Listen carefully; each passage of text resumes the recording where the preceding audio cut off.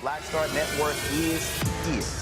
Hold no punches. I'm real revolutionary right now. Black power. Support this man, Black Media. He makes sure that our stories are told.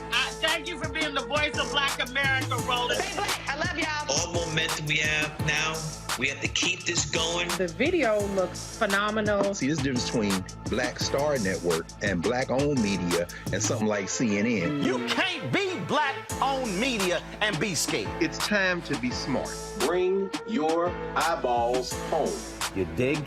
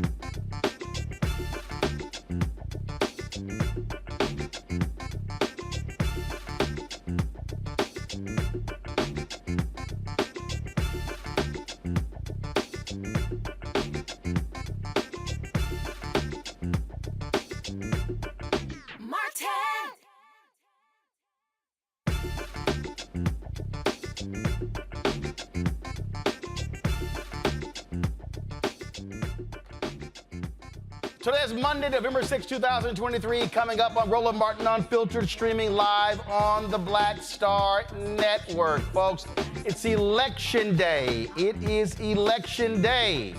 And all sort of races are taking place all across the country. And so we're going to be covering those races, talking about what's happening in Philadelphia, what's happening in Mississippi, Virginia, Houston. So night before the election, there's a lot going on. Trust me, the impact on African Americans is huge depending upon where you are from. Also, President Joe Biden, polling data shows he has an issue when it comes to Black and Latino voters. Hashtag, we tried to tell you what needs to be done. We'll break down the numbers. We'll look at what the writers of that article pointed out. We'll also talk to political strategist L. Joy Williams and also pollster Terrance Woodbury about it as well. A Colorado jury acquits the third officer to stand trial for Elijah McClain's death. Also, Donald Trump took the stand in New York and acted a damn fool. No shock there. Also, it's Caregiver Awareness Month, and tonight's Fit Live Win segment, what you need to know to prepare to care for your aging or ailing loved ones. It's time to bring the funk of Roland Martin Unfiltered on the Black Star Network. Let's go. He's got it. Whatever the miss, he's on it. Whatever it is, he's got the scoop, the fact, the find. And when it breaks, he's right on time and it's rolling. Best believe he's knowing. Putting it down from sports to news to politics. With entertainment just for kicks, he's rolling. It's on go, roll, y'all. It's Roland Martin, Rolling with Roland now.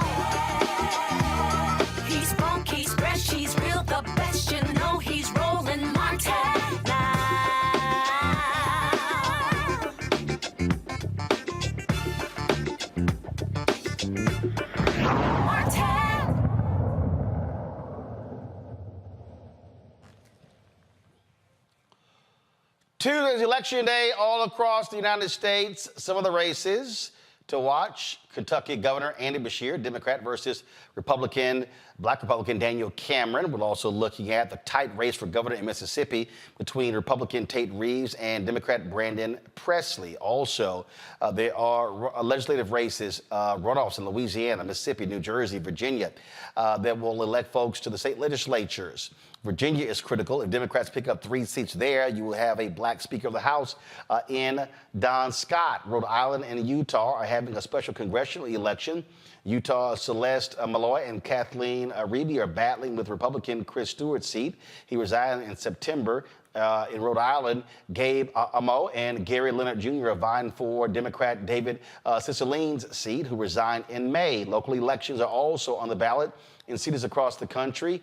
You have State Senator John Whitmire against Congresswoman Sheila Jackson Lee and others for the mayor's race in Houston. We're looking at Philadelphia, Pennsylvania, at-large city council seats. 2 third-party candidates from the Progressive Working Families Party are fighting to keep their seats. If they succeed, there will be no Republicans on Philadelphia City Council next term. You also have a state Supreme Court race there that's going to be huge when it comes to the 2024 election. Joining me right now, folks, is the National Director of the Working Families Party, Maurice Mitchell. Maurice, glad to have you here. First of all, let's talk about these races. How significant are they? What does it mean for black voters? Well, every election is so critical, and it's so important for black voters to turn out in all of these elections. But particularly, I want to focus your attention on Philadelphia, because we have an opportunity to make history. So in Philadelphia, at-large city council, there's 7 at-large city council seats, and 2 of them have historically been reserved for Republicans. And we think it's outrageous that in a black and very democratic city like Philadelphia, that Republicans are able to basically, without very much campaigning, just kind of waltz into city council. So in 2019, we challenged them with 2 independent Working Families Party candidates, Kendra Brooks and Nicholas O'Rourke. Kendra won, and she made history. She made black history. She made Philadelphia history. And she became the first independent Working Families Party candidate to win at-large city council, kicking off that Republican. And now in 2023, we're trying to finish the job with Nicholas O'Rourke joining her again so that he could kick off the last Republican in Philadelphia City Council. Obviously, this is a third party. This is a third party candidate, if you will. And what I've always said to people, third party candidates can actually work. They've been much more successful on local level than they have been on statewide, national level. Well, I asked your viewers if they've ever heard of Tish James, who is the Attorney General of the state of New York. She started off as an independent Working Families Party candidate for city council. Jumaane Williams, similarly, he started off as an independent Working Families Party candidate for city council. He's now one of the leading politicians in New York City. Brandon Johnson, who is the mayor of the city of Chicago, he's one of our Working Families Democrats that we worked with United Working Families, our affiliate in Chicago, in order to get him elected.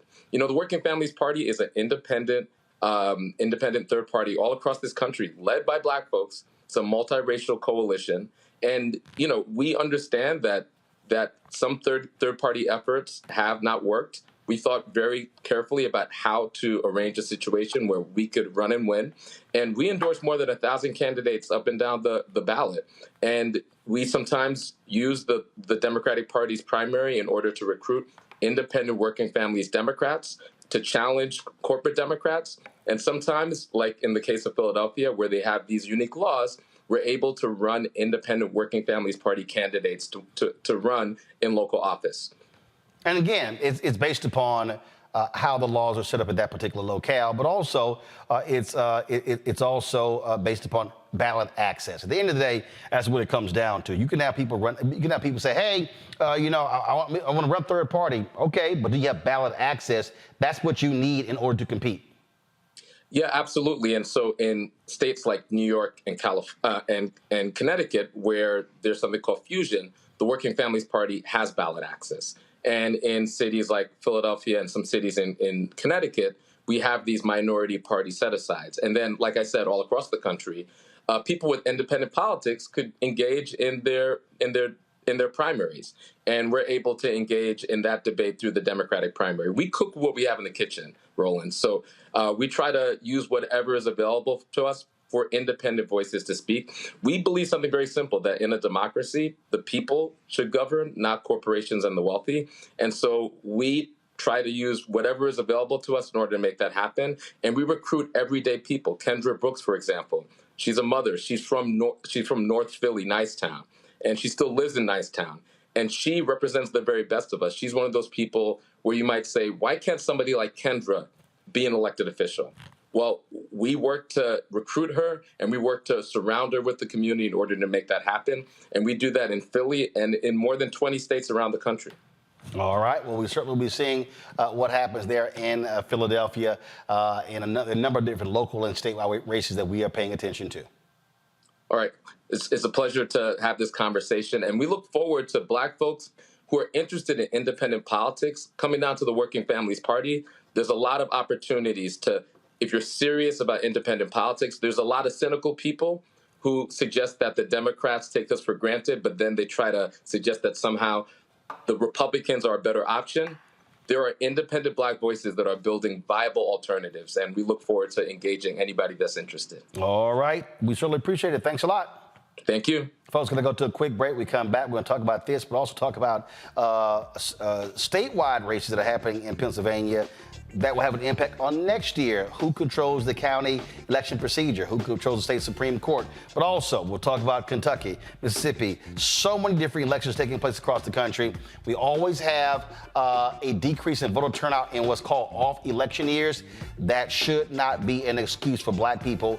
We can be determining who wins these elections if we actually show up. You're watching Roland Martin Unfiltered on the Black Star Network.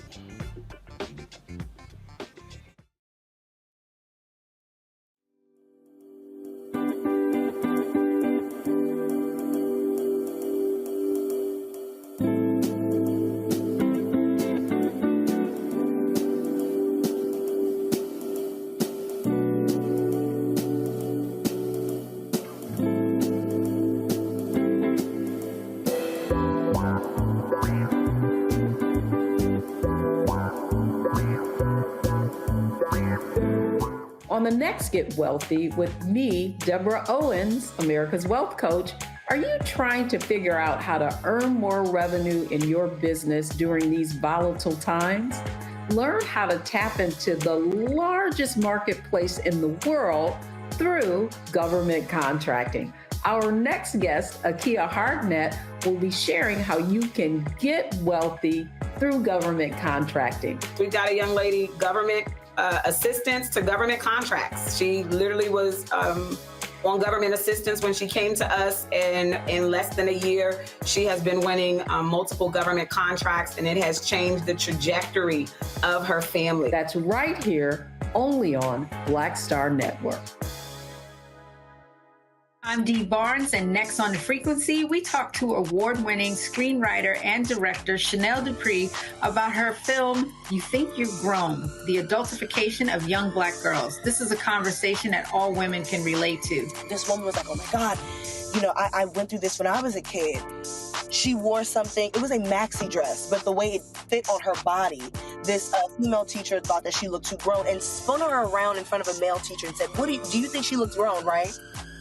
Oh my God. So that's next time on The Frequency on the Black Star Network. What's up, everybody? It's your girl, Latasha from the A. And you're watching Roland Martin Unfiltered.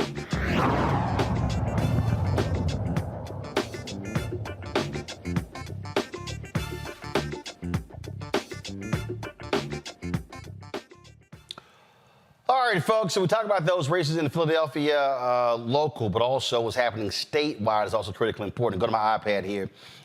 This is from Bolts Magazine. The county officials are huge in Pennsylvania. They can determine who controls drop boxes, mail voting, you name it. Well, guess what? They're all on the ballot. And MAGA people are trying to take over all of these races. You also have a critical Supreme Court race there where you have a MAGA Republican who is trying to be on the state Supreme Court. Why does that matter? Because it was the state Supreme Court that made a number of decisions that impacted the 2020 presidential election. Let's talk about this here, both of these issues with my panel. Joining me right now, folks, is Dr. Julianne Malveaux, economist, president emerita, Bennett College. She is from D.C. Dr. Amakongo Dabinga, senior professorial lecturer, School of International Service, American University out of D.C. Renita Shannon, former Georgia State Representative out of Atlanta. The thing here, Amakongo, as I said there, third-party races, at the end of the day, they have worked successfully on the local level, as opposed to when you go more statewide, when you go national. And but at the end of the day, everything comes to turnout. So you can have a third party, but if people actually don't vote, guess what? They can't win. And so it's amazing to me when I listen to these people on social media and other platforms who complain about what's not being done.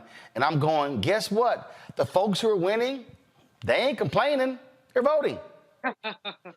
Absolutely. And that's really what it comes down to at the end of the day. And when you're talking to Mr. Mitchell and they were talking about in Philadelphia, 2 seats, reserved for Republicans or the quote unquote party that's in the minority in a particular city, everything is up for grabs as it relates to being able to challenge the system. And that's how too many times in many of these local elections, some of these guys just get over because people just don't turn out because they think the local politics don't affect them. When I ran for city council in D.C., I was talking to somebody and they said, I don't do that politics stuff. And, there's a real turnout problem in these elections that don't revolve around the presidential election. And so I appreciate the fact that, this third party, Mr. Mitchell's party, is working and being active. But that turnout piece, that's going to be the biggest issue. And sometimes people just have this mentality of, oh, well, these guys got it in the bag. These guys are the incumbents. We see this all of the time. And we have to understand that our opponents, they will spend all of their time talking MAGA this or talking anti-democratic that. They'll put out all the bluster, but they will show up at the polls, period, bottom line. And we see too many times, even on the national level, Roland, many people get out there, this protest or that protest. I wonder how many people are out there in these rallies now, for Israel-Palestine, and when it comes down to the election, are going to vote locally, are going to vote, for the statewide, are going to vote nationally. Now or never, especially as you laid out coming out of the break, how MAGA folks have infiltrated areas of government like we've never thought before. Of course, they didn't have the bigger turnout in the midterms that they thought, which is great, but they're still very present and can provide real serious problems in certain elections. And we have to overwhelm that so there's no question about it whatsoever. What Republicans count on, Renita, they count on shrinking the electorate. They've admitted, several of them across the country, when the electorate is expanded, they are likely going to lose. And so if people choose to sit out, all you're doing is just helping them in their cause. Then you can't complain when stuff happens later because you didn't participate. And so I think Pennsylvania is a perfect example, whether we're talking about these local elections in Philadelphia, or whether we're talking about the statewide. If you're sitting here worried about these MAGA folks taking over, you can defeat them on the county level. Otherwise, they're going to be in control of ballot drop boxes. They're going to be control of making election decisions, closing polling places, opening polling places. This is real. Republicans not only rely on shrinking the electorate, they also rely on cheating. And I've seen that firsthand, legal cheating through the law, which means passing bills that are meant to target certain communities to make sure that their vote is depressed and to make sure that they are not able to have their votes counted even when they do turn out. And so there's multiple things at work. I'm glad to see the Working Families Party, which is not a new party. They've been around for some time now. I'm glad to see them picking up steam in Philadelphia. They've had a lot of great success in New York.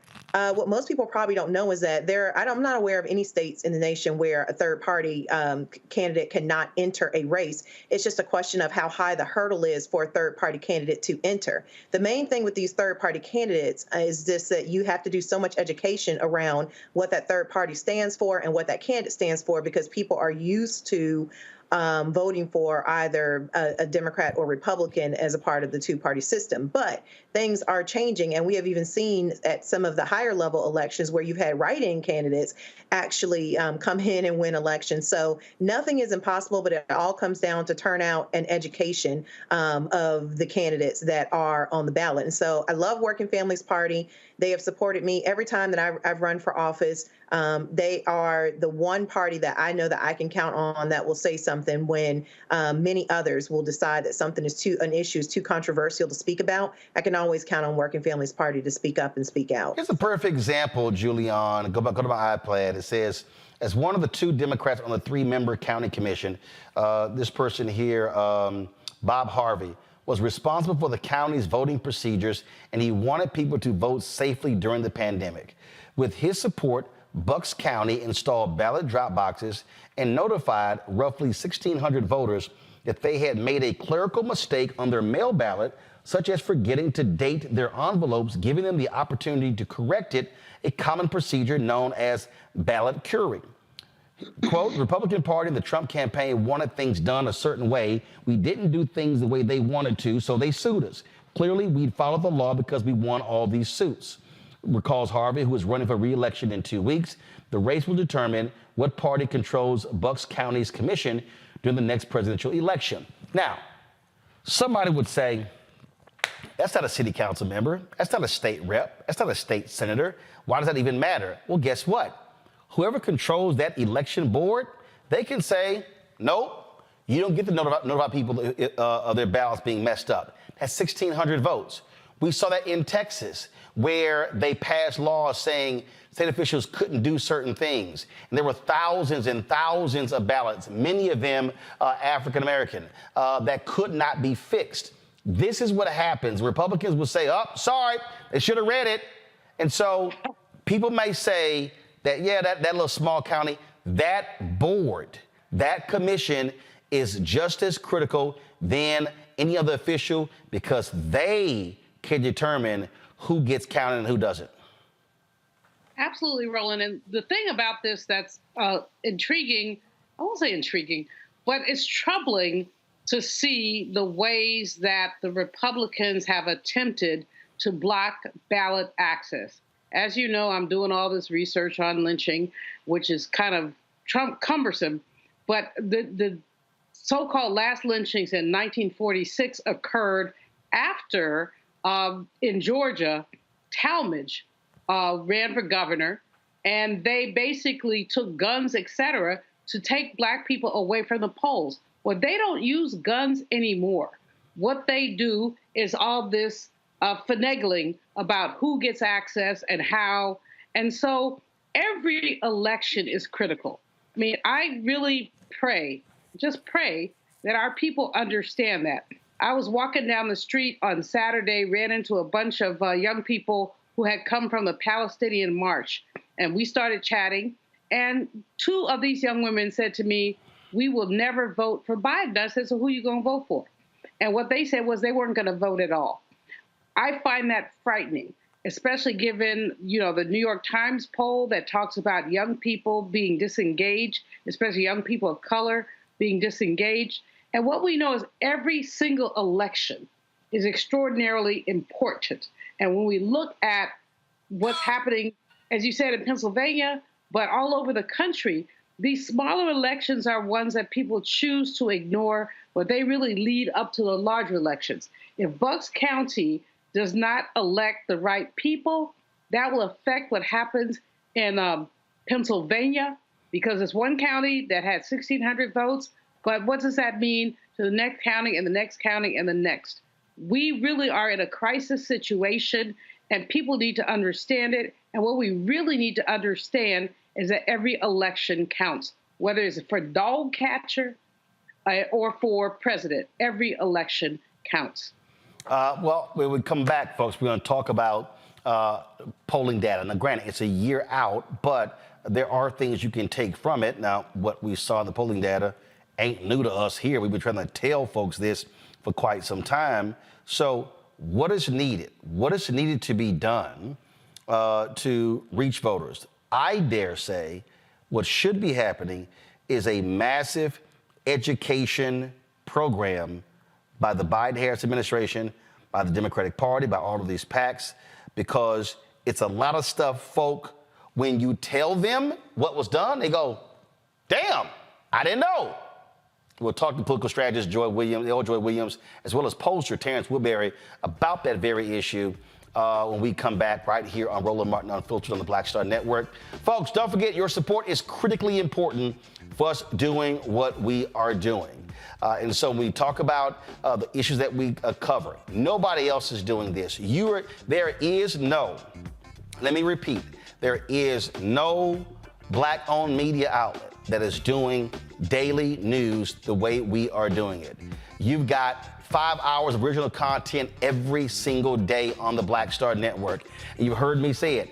Essence ain't doing it. Ebony not doing it. Byron Allen's the Griot not doing it. Blavity's not doing it. I can go on and on and on. All of the, not Urban One, not Radio One, not all these folks, they're not doing it. And so your support is critical for us to continue the great work that we're doing here, to support our staff, to support our hosts. It is vitally important. We're fighting a good fight when it comes to advertising dollars. We're fighting a good fight when it comes to getting political ad dollars, but your support matters. Send your check and money order to P.O. Box 57196, Washington, D.C. 20037-0196. Cash App, $RM Unfiltered. PayPal is R Martin Unfiltered. Venmo is RM Unfiltered. Zale is Roland at RolandSMartin.com. Roland at RolandMartinUnfiltered.com. We'll be right back. Hatred on the streets, a horrific scene, a white nationalist rally that descended into deadly violence. White people are losing their damn minds. An angry pro-Trump mob storms the U.S. Capitol. We've seen shooting. We're about to see the rise of what I call white minority resistance. We have seen white folks in this country who simply cannot tolerate black folks voting. I think what we're seeing is the inevitable result of violent denial. This is part of American history. Every time that people of color have made progress, whether real or symbolic, there has been what Carol Anderson at Emory University calls white rage as a backlash. This is the rise of the Proud Boys and the Boogaloo Boys. America, there's going to be more of this. Here's all the Proud Boys, guys. This country is getting increasingly racist in its behaviors and its attitudes because of the fear of white people. The fear that they're taking our jobs, they're taking our resources, they're taking our women. This is white fear.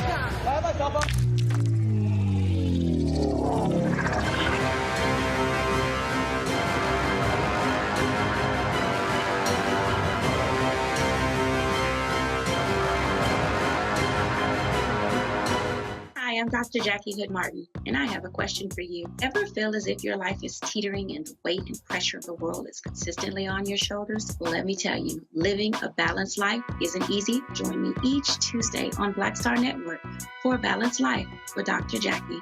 We'll laugh together, cry together, pull ourselves together, and cheer each other on. So join me for new shows each Tuesday on Black Star Network, A Balanced Life with Dr. Jackie.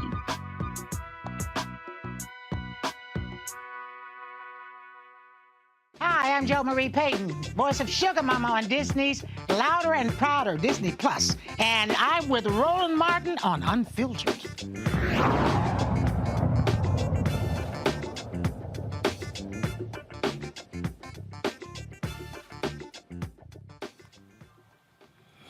Folks, welcome back to Roland Martin Unfiltered on the Black Star Network. Over the weekend, oh my goodness, all of these different political people lost their minds because the New York Times, Siena, dropped their poll, which showed that Donald Trump is leading in nearly all battleground states except one. The poll also showed that Biden is not doing well with Hispanic voters or black voters, showing some 22% of black voters will be supporting Donald Trump. This has even caused folks like David Axelrod to say Biden needs to consider dropping out of the race. And so we can go on and on and on. Now, let me be very clear, okay? New York Times, a year before the election, 2012, had a poll that says Obama is toast. Literally. They were talking about how Obama was going to lose re-election. Well, we actually saw what happened. He crushed Mitt Romney. But I do believe that there is value to look at what these polls are saying today, because it can then dictate what folks should be doing over the next 12 months. Now, I've been talking about these issues a lot with Terrance Woodbury. He is the founding partner of Hit Strategies, one of our top pollsters. I've had these conversations with political strategist L. Williams. She's been on the ground working for campaigns, doing work also, working on behalf of getting black women elected. So, Terrance, I want to start with you because, whenever we hear these polls, a lot of times we know there are a lot of trash polls out there, a whole lot.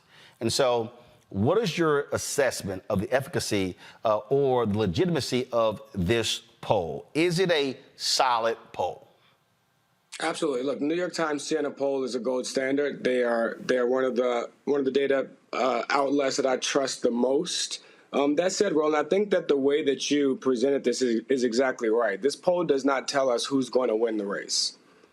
What it does tell us is where there are some gaps, where the coalition, the Biden coalition, is beginning to splinter, and where they need to invest their time and, most important, their resources to shore up this coalition that is showing some erosion. And I use the comparison of same poll 2011. It was showing there were some issues. And I'm going to say something a lot of people don't even really who don't even want to understand. 2012, spring 2012, the Obama administration really had no plans to speak at any of the black organizations, the various conventions. They didn't. They went to Sharpton's conference in 2011. They were the Urban League in 2010, NAACP in 2009. So there were no plans in 2012. What happened? Polls were showing there was some softness among black voters. All of a sudden, at the last minute, they decided to go speak to the National Urban League Convention in 2012. I remember it vividly because I was asking various folks, where is he speaking? If anybody go back and check, he only spoke at one black convention a year. Facts are facts, okay? So then that's when they announced this HBCU initiative, this White House initiative, which to this day, I still have no idea what the hell it was. And I kept asking people what was it about, but they needed something to announce. So the reality is, that polling data then, it let the Obama folks know, hey, bruh, you gonna get the black vote, but the issue is not the percentage of black voters, it's actually how many are going to show up, the turnout. That's exactly right, Roland. And look, that's what we're seeing in this poll when we see a 25-point erosion amongst voters of color. Amongst black voters, 25-point erosion from Biden's 2020 support.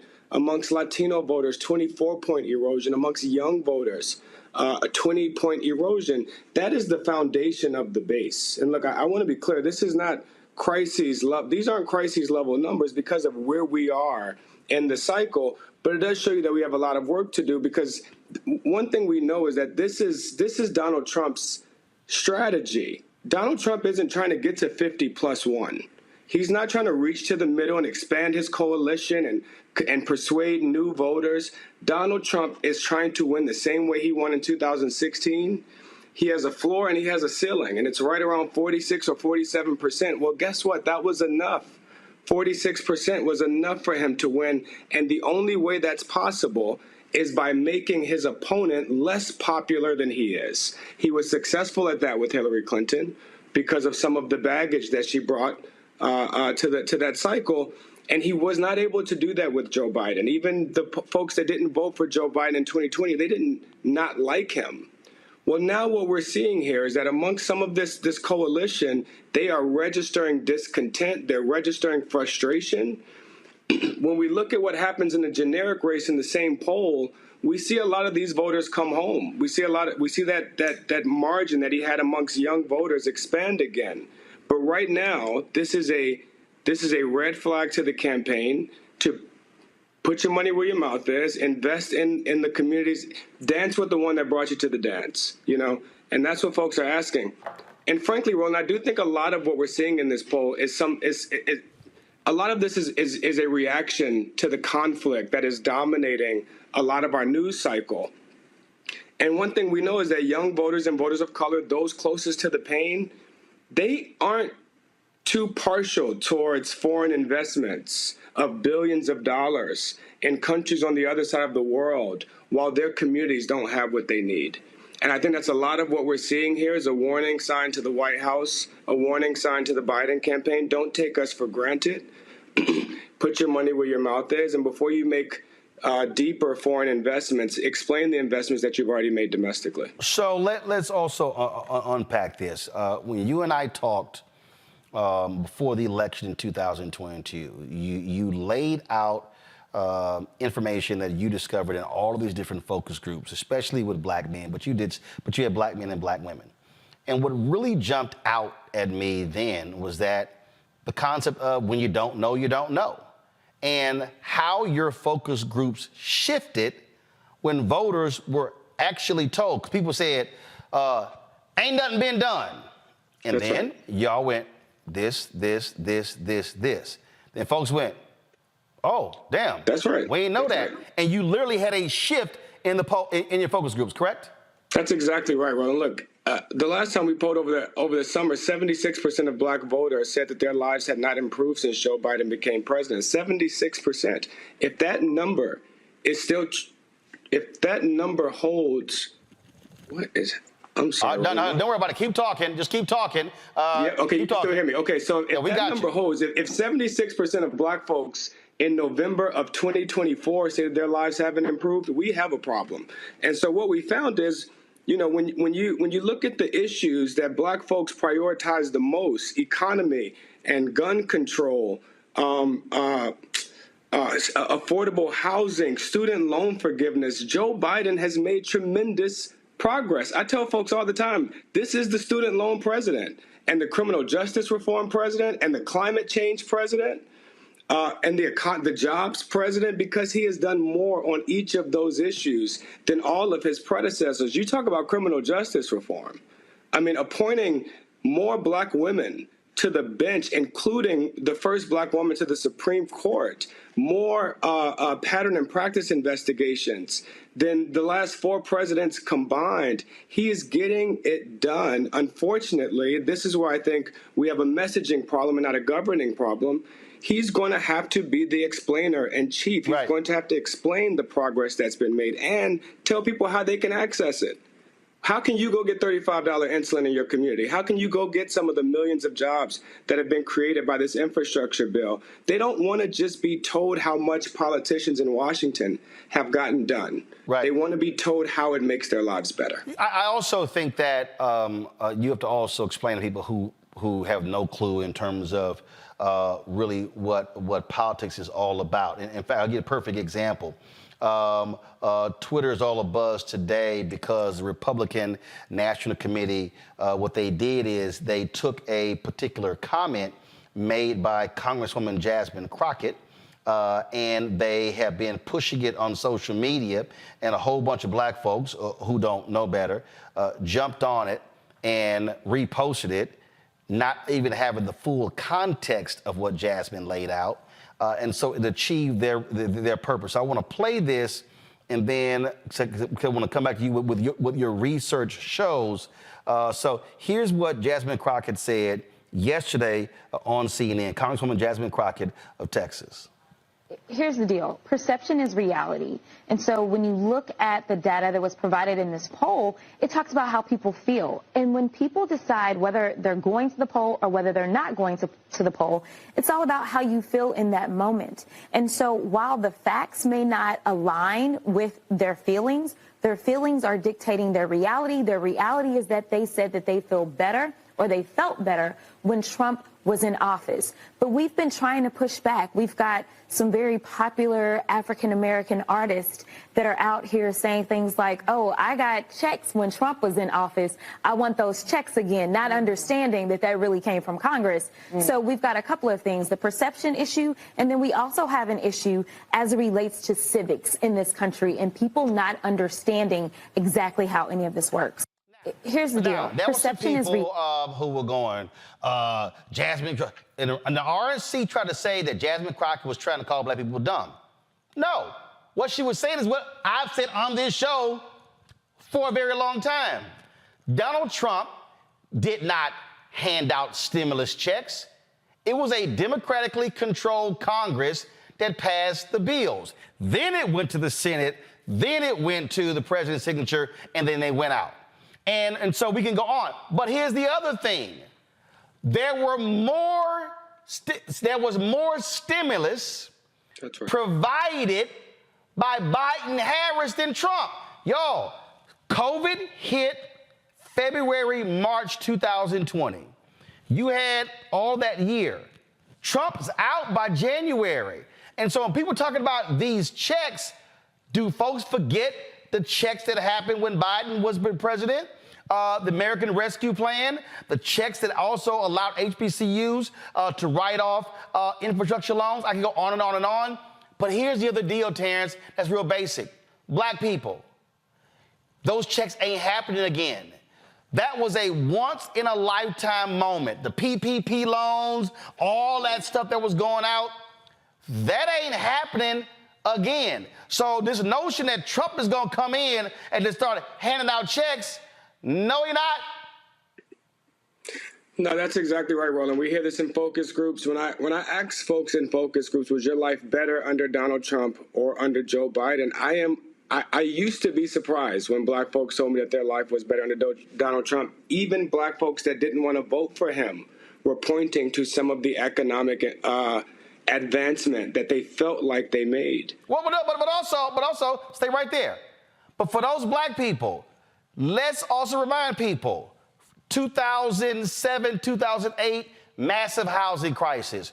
Bush leaves, Obama comes in. 2009, 2010, 2011, our economy was awful. Then you had a resurgence, 12, 13, 14, 15, 16. Donald Trump was handed on a silver platter, like he's got his entire life, an economy that was surging ahead. And he benefited in 17, 18, 19. Boom!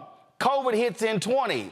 41% of black-owned businesses out of business due to COVID. Supply demand craters. So, folks, we had COVID 2020, 2021, half of 2022. The reality is we're still coming out of that.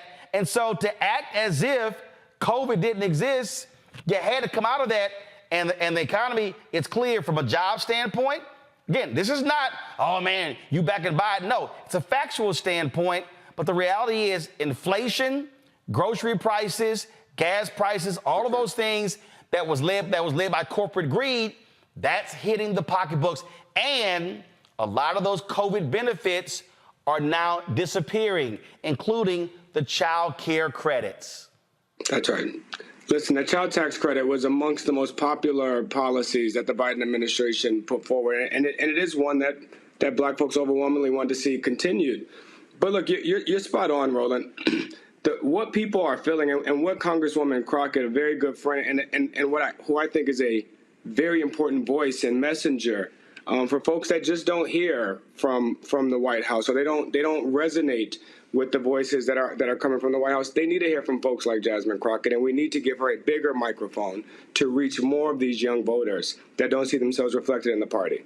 But beyond that, she was spot on. You know, this is a civic engagement exercise. We have to teach folks about the process, exactly what you're doing here, Roland, educating folks about the process and the timelines, because when folks tell me that the reason that their lives were better under Donald Trump, or the things that they liked, was because he was investing in HBCUs, despite Joe Biden investing more. And in fact, he wasn't.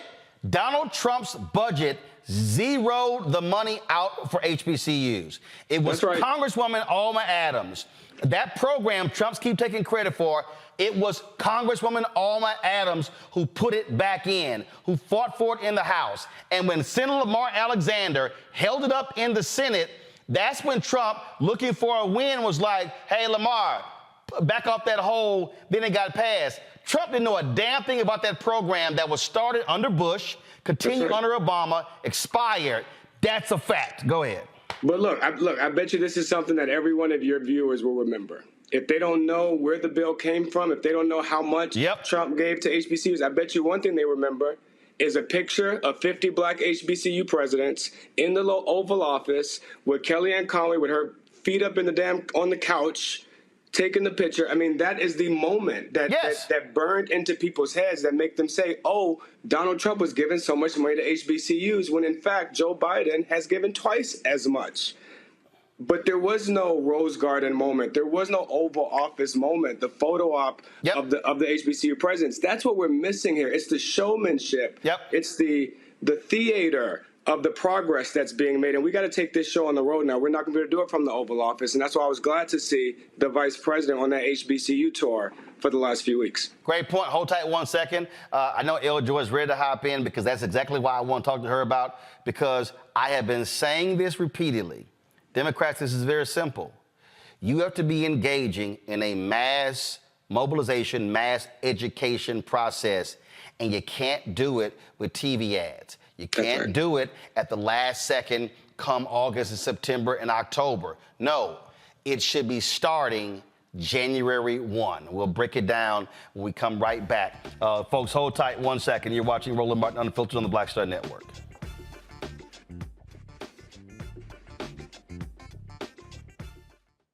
When you talk about blackness and what happens in black culture, we're about covering these things that matter to us, speaking to our issues and concerns. This is a genuine people-powered movement. There's a lot of stuff that we're not getting. You get it, and you spread the word. We wish to plead our own cause. Too long have others spoken for us. We cannot tell our own story if we can't pay for it. This is about covering us. Invest in black-owned media. Your dollars matter. We don't have to keep asking them to cover our stuff. So please support us in what we do, folks. We want to hit 2,000 people, $50 this month, raise $100,000. We're behind 100,000, so we want to hit that. Y'all money makes this possible. Check some money orders. Go to P.O. Box 57196, Washington, D.C. 20037-0196. The Cash App is $RM Unfiltered. PayPal is R Martin Unfiltered. Venmo is RM Unfiltered. Zelle is Roland at RolandSMartin.com.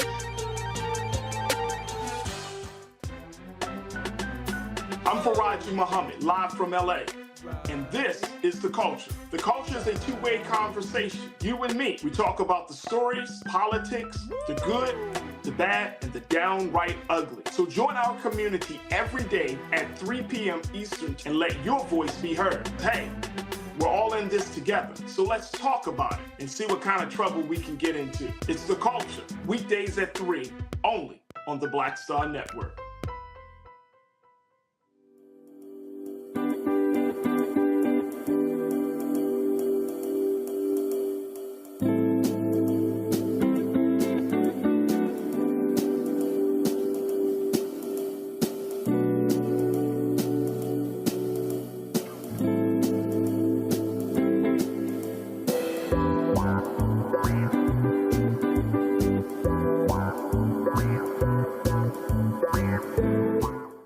I'm Kim Coles. Hey, I'm Donnie Simpson. Yo, it's your man Dion Cole from Blackish, and you watch Roland Martin, Unfiltered.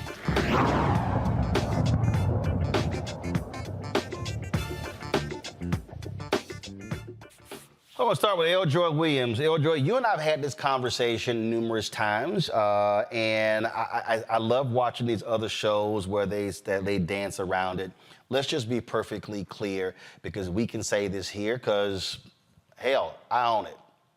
None of this, none of the stuff that we are talking about today is going to change until white strategists, the Democratic Party, get the hell out of the way, stop controlling the money, and listen to black people like you and black people like Terrance and Ron Lester and Cornell Belcher and so many others and understand that the one-size-fits-all strategy to reach black people no longer works. Fewer black people are self-identifying as Democrats, which means you have to be micro-targeting black people, and you better be engaged in a massive education program, which means town halls, national conversations in all these communities to tell people and teach them what is being done. Otherwise, they're going to believe you haven't done jack. Yeah. Well, yeah, we've had this conversation over multiple years in a lot of different places, a lot of different cities, and a lot of different states regarding a number of different campaigns, both presidential, statewide, and local. And, you know, to start, I have to agree with Terrance in terms of this is a roadmap. As a strategist, as on campaigns often, if I would be given this poll a year out from the race of my candidate, right, it gives us helps to influence the path that we're going to take, where we're going to invest our money, where we need to hire people, how we need to invest and change up or embolden a strategy that we had before. So this is partly a gift to the Democrats and to the Biden-Harris administration that they should be taking in the room and restructuring their plan, because I can tell you what the plan is. The plan is to do the same thing they've always done. And so if they are not taking this and seeing how we can change and move up our timetable and invest in strategies that are not just television ads, not just those last minute radio ads, but really develop relationships in those communities and with those voters that are not motivated to turn out, that is what's needed, particularly for that 18 to say 34 population, which is a prime target for misinformation and disinformation that we're seeing. Right? And the only thing that combats misinformation and disinformation is relationship. I use an example all the time. You know, I'm president of the Brooklyn NAACP, and I have members that come to our meetings and they're parroting to me information that they saw on Facebook or Twitter. But it's because they have a relationship with me, with the membership, that if I give them the correction and give them their information, that they trust it. They're not going to trust an ad. They're not going to trust a television or radio ad. They're going to trust the relationships that they have in their communities. And that's where Go ahead. And that's where I have to agree with you that part of the strategy has to be educating people along the way, is what I do every week on Sunday Civics, right? So Biden has to not only, the Biden-Harris administration and the Democrats not only have to talk about their wins, but their message has to be, now give me the Congress that I need to continue to get things done, right? Give me the governors that I need in order for this to come from the federal government to your state.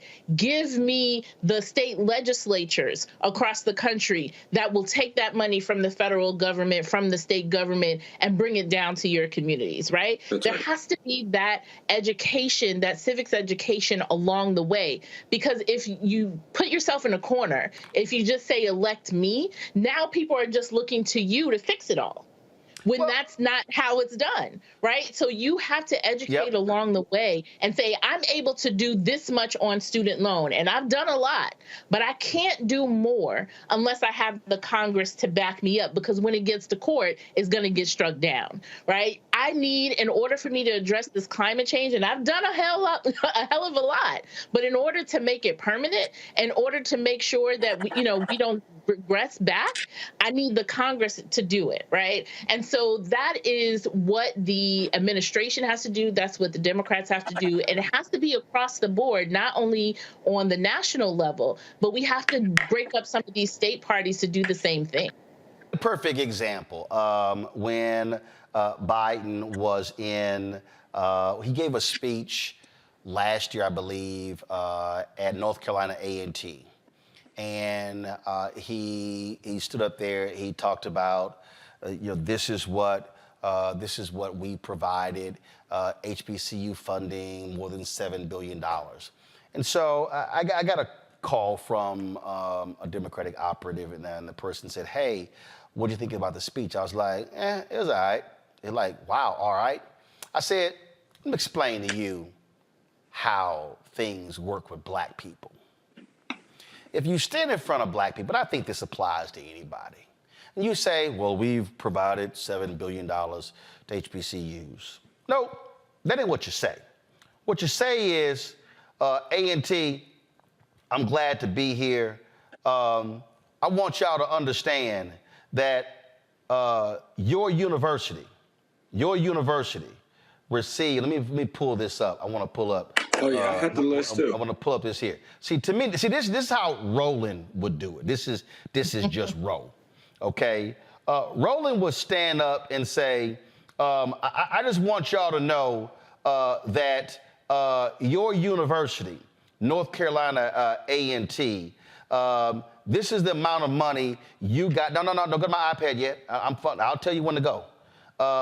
What you do is you sit here and you say, we provided X amount of dollars to you. The state provided this. So let me pull it up. You got to see. Now go to my iPad. So you'll see right here in this first column, you see North Carolina A&T University. The state allocation to North Carolina A&T University was $95.4 million. That's this first column right here, y'all. That's his first column. So you see $95.4 million. But then when you go all the way over, what you then say is, but A&T, you got $188 million from my administration. And then you said, since we in North Carolina, Winston-Salem State, you got $64.6 million from the state. You got $81 million from us. And then what you do is you start naming all of the universities in North Carolina, stating this is how much you got. Then what you do is, if you go to North Carolina A&T, then what you say is, my administration has provided $127 billion in student debt relief.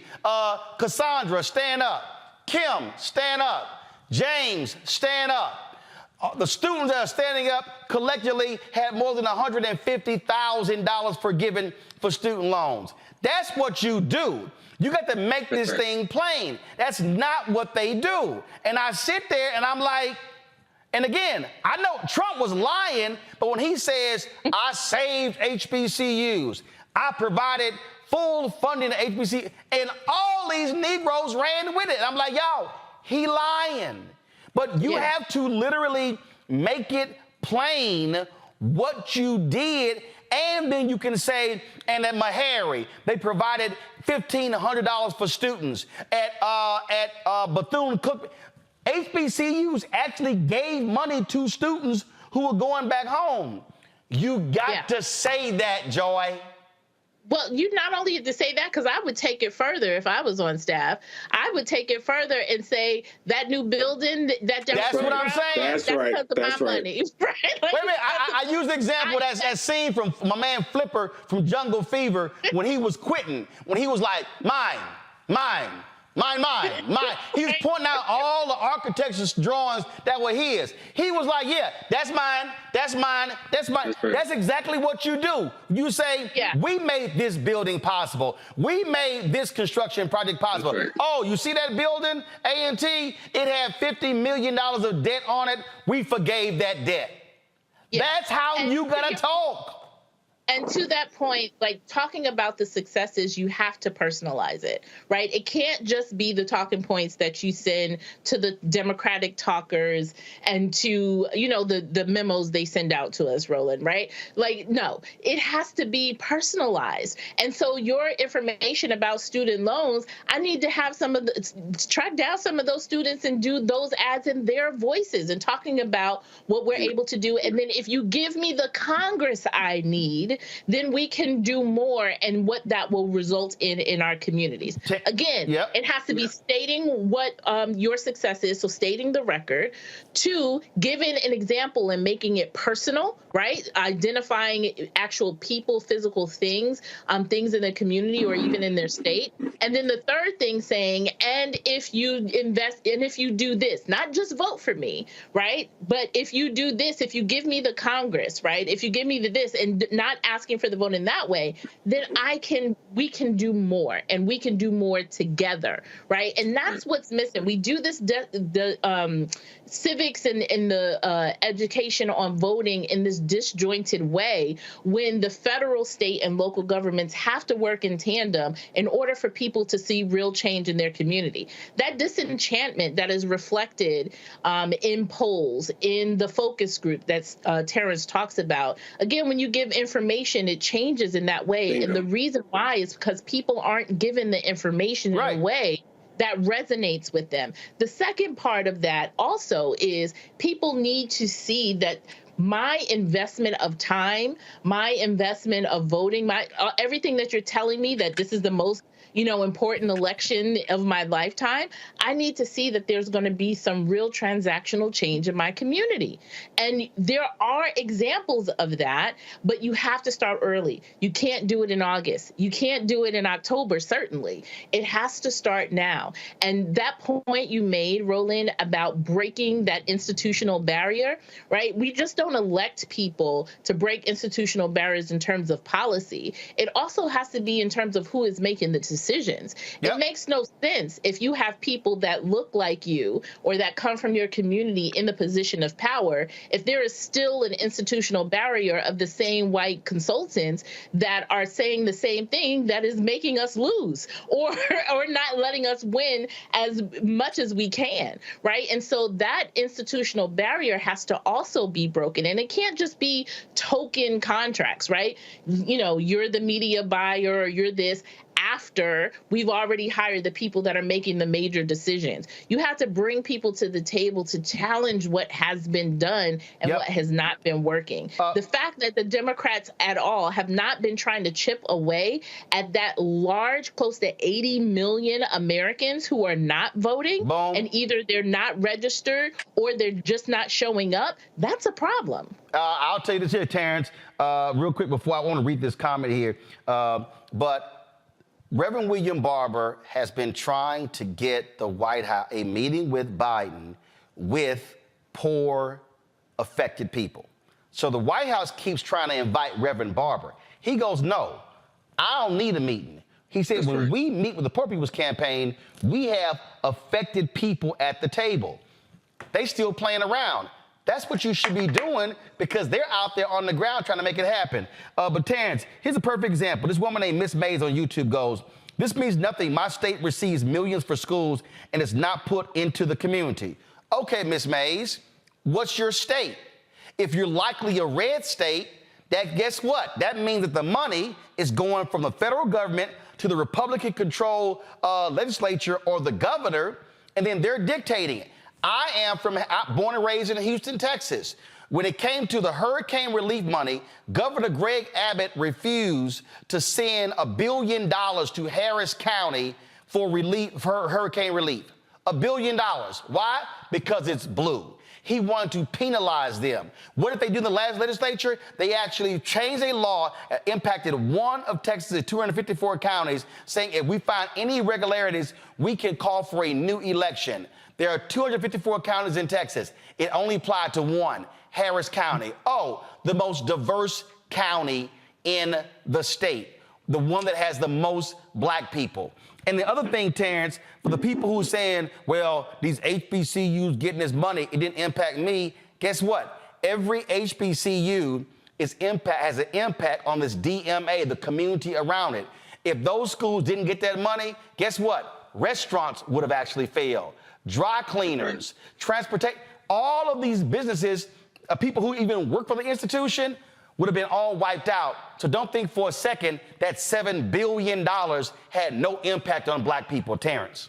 That's right. And look, black voters are very sophisticated, Roland. They understand shared fate. Black voters understand linked fate.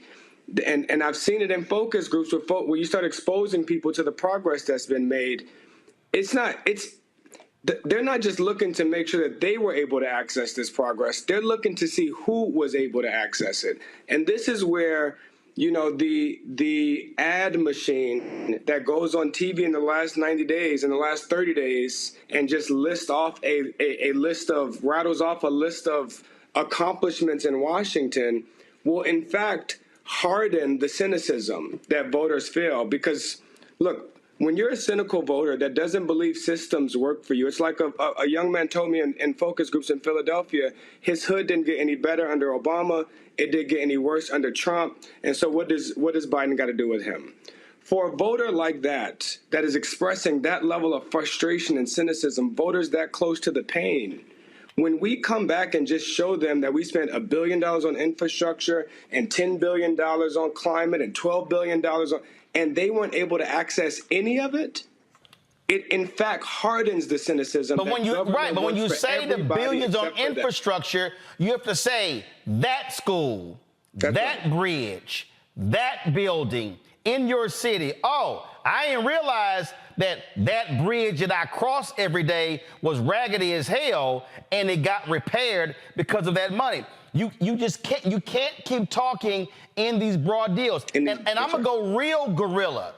The Democratic Party, DNC, DSCC, DCCC, all of them, at every damn ribbon cutting in America, where there's a Republican taking credit, they should be sending at least 5 to 20 people with placards.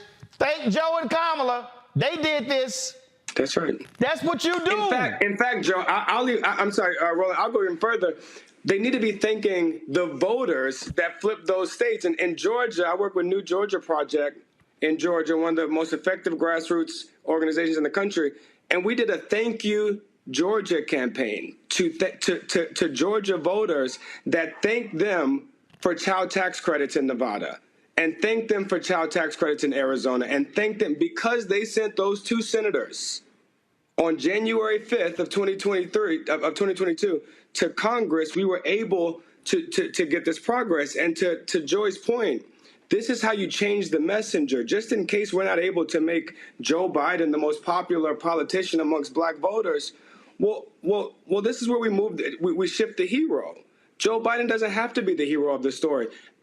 We were able to raise federal minimum wage to $15 an hour because you voted. We were able to forgive billions of dollars of student loan debt because you voted. We were able to pass the George Floyd executive order that with mandatory body cameras, mandatory body cameras, pattern and practice investigations, because you voted. And that's how we make them the hero of the story, because that's what's going to make them come out and do it again.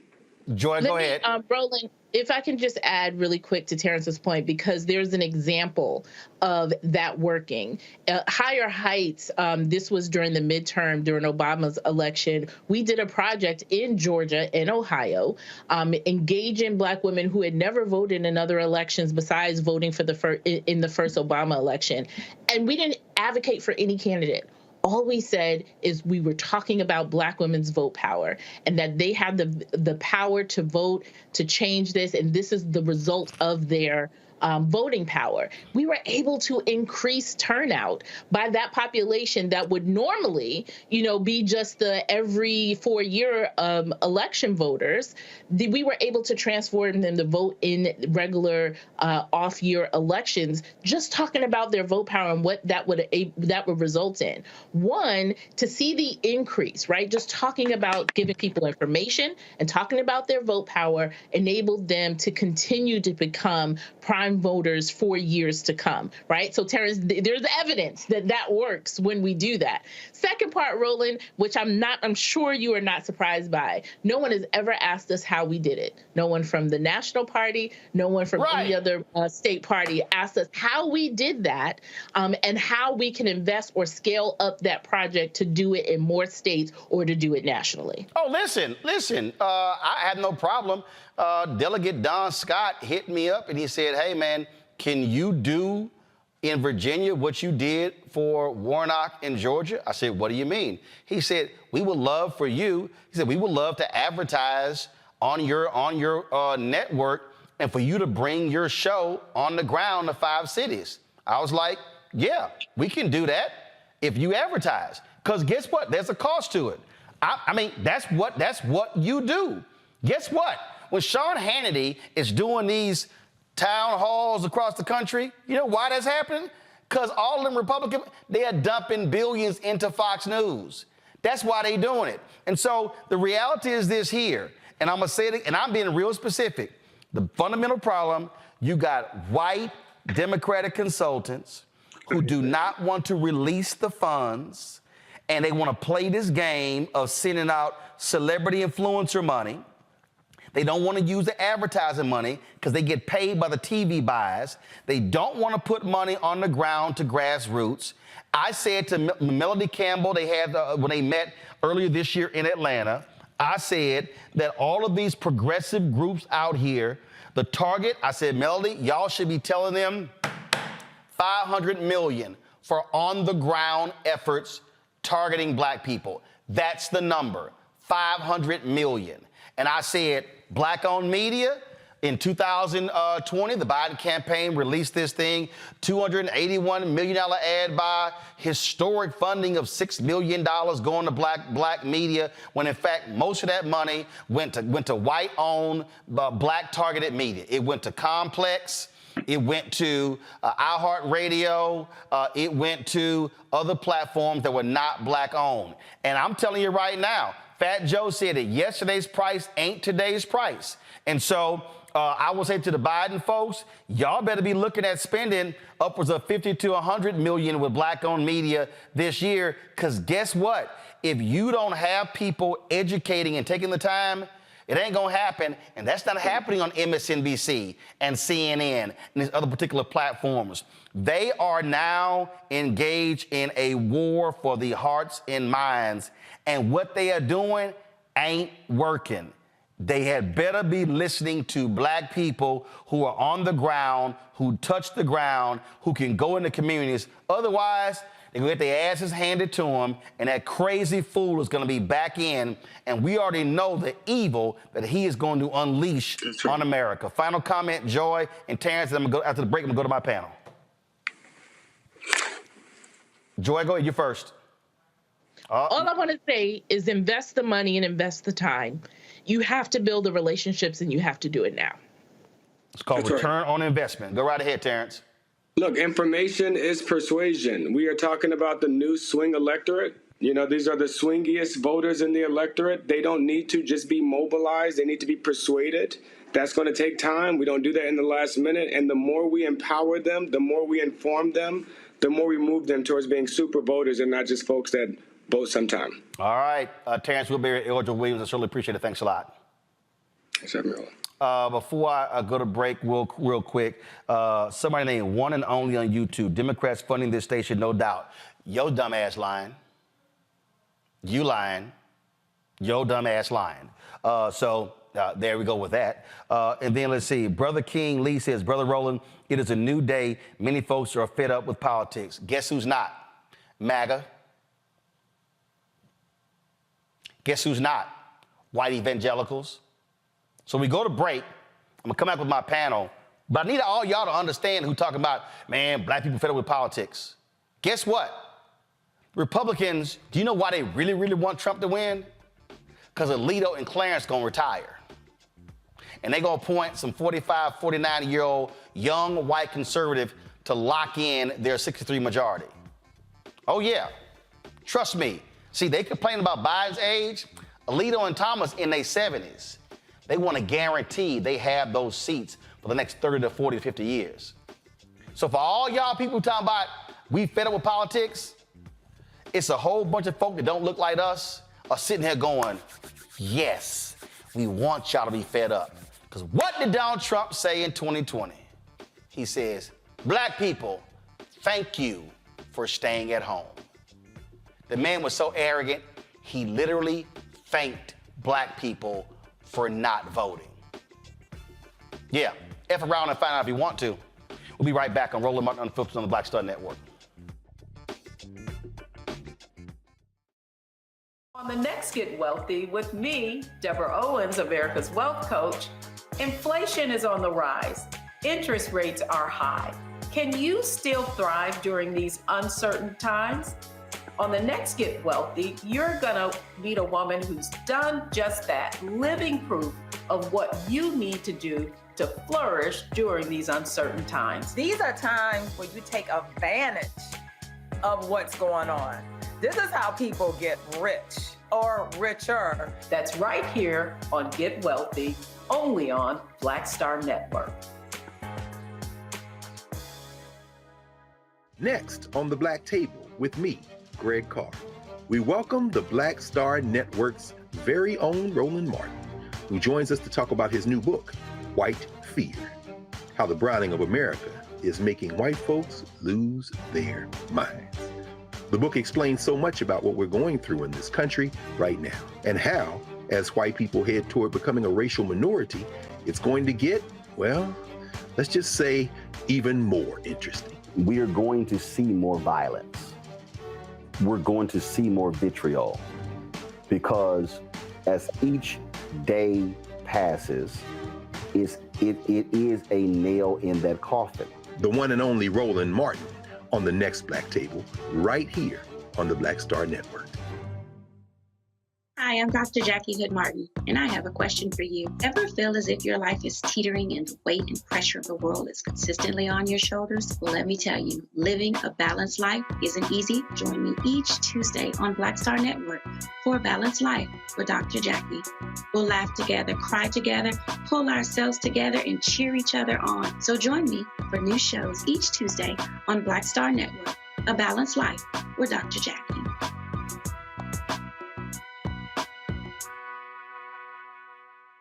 Hey, what's up? Geek Tony in the place to be. Got Kicked Out Your Mama's University, creator and executive producer of Fat Tuesdays, an air hip-hop comedy. But right now, I'm rolling with Roland Martin, unfiltered, uncut, unplugged, and undamn believable. You hear me?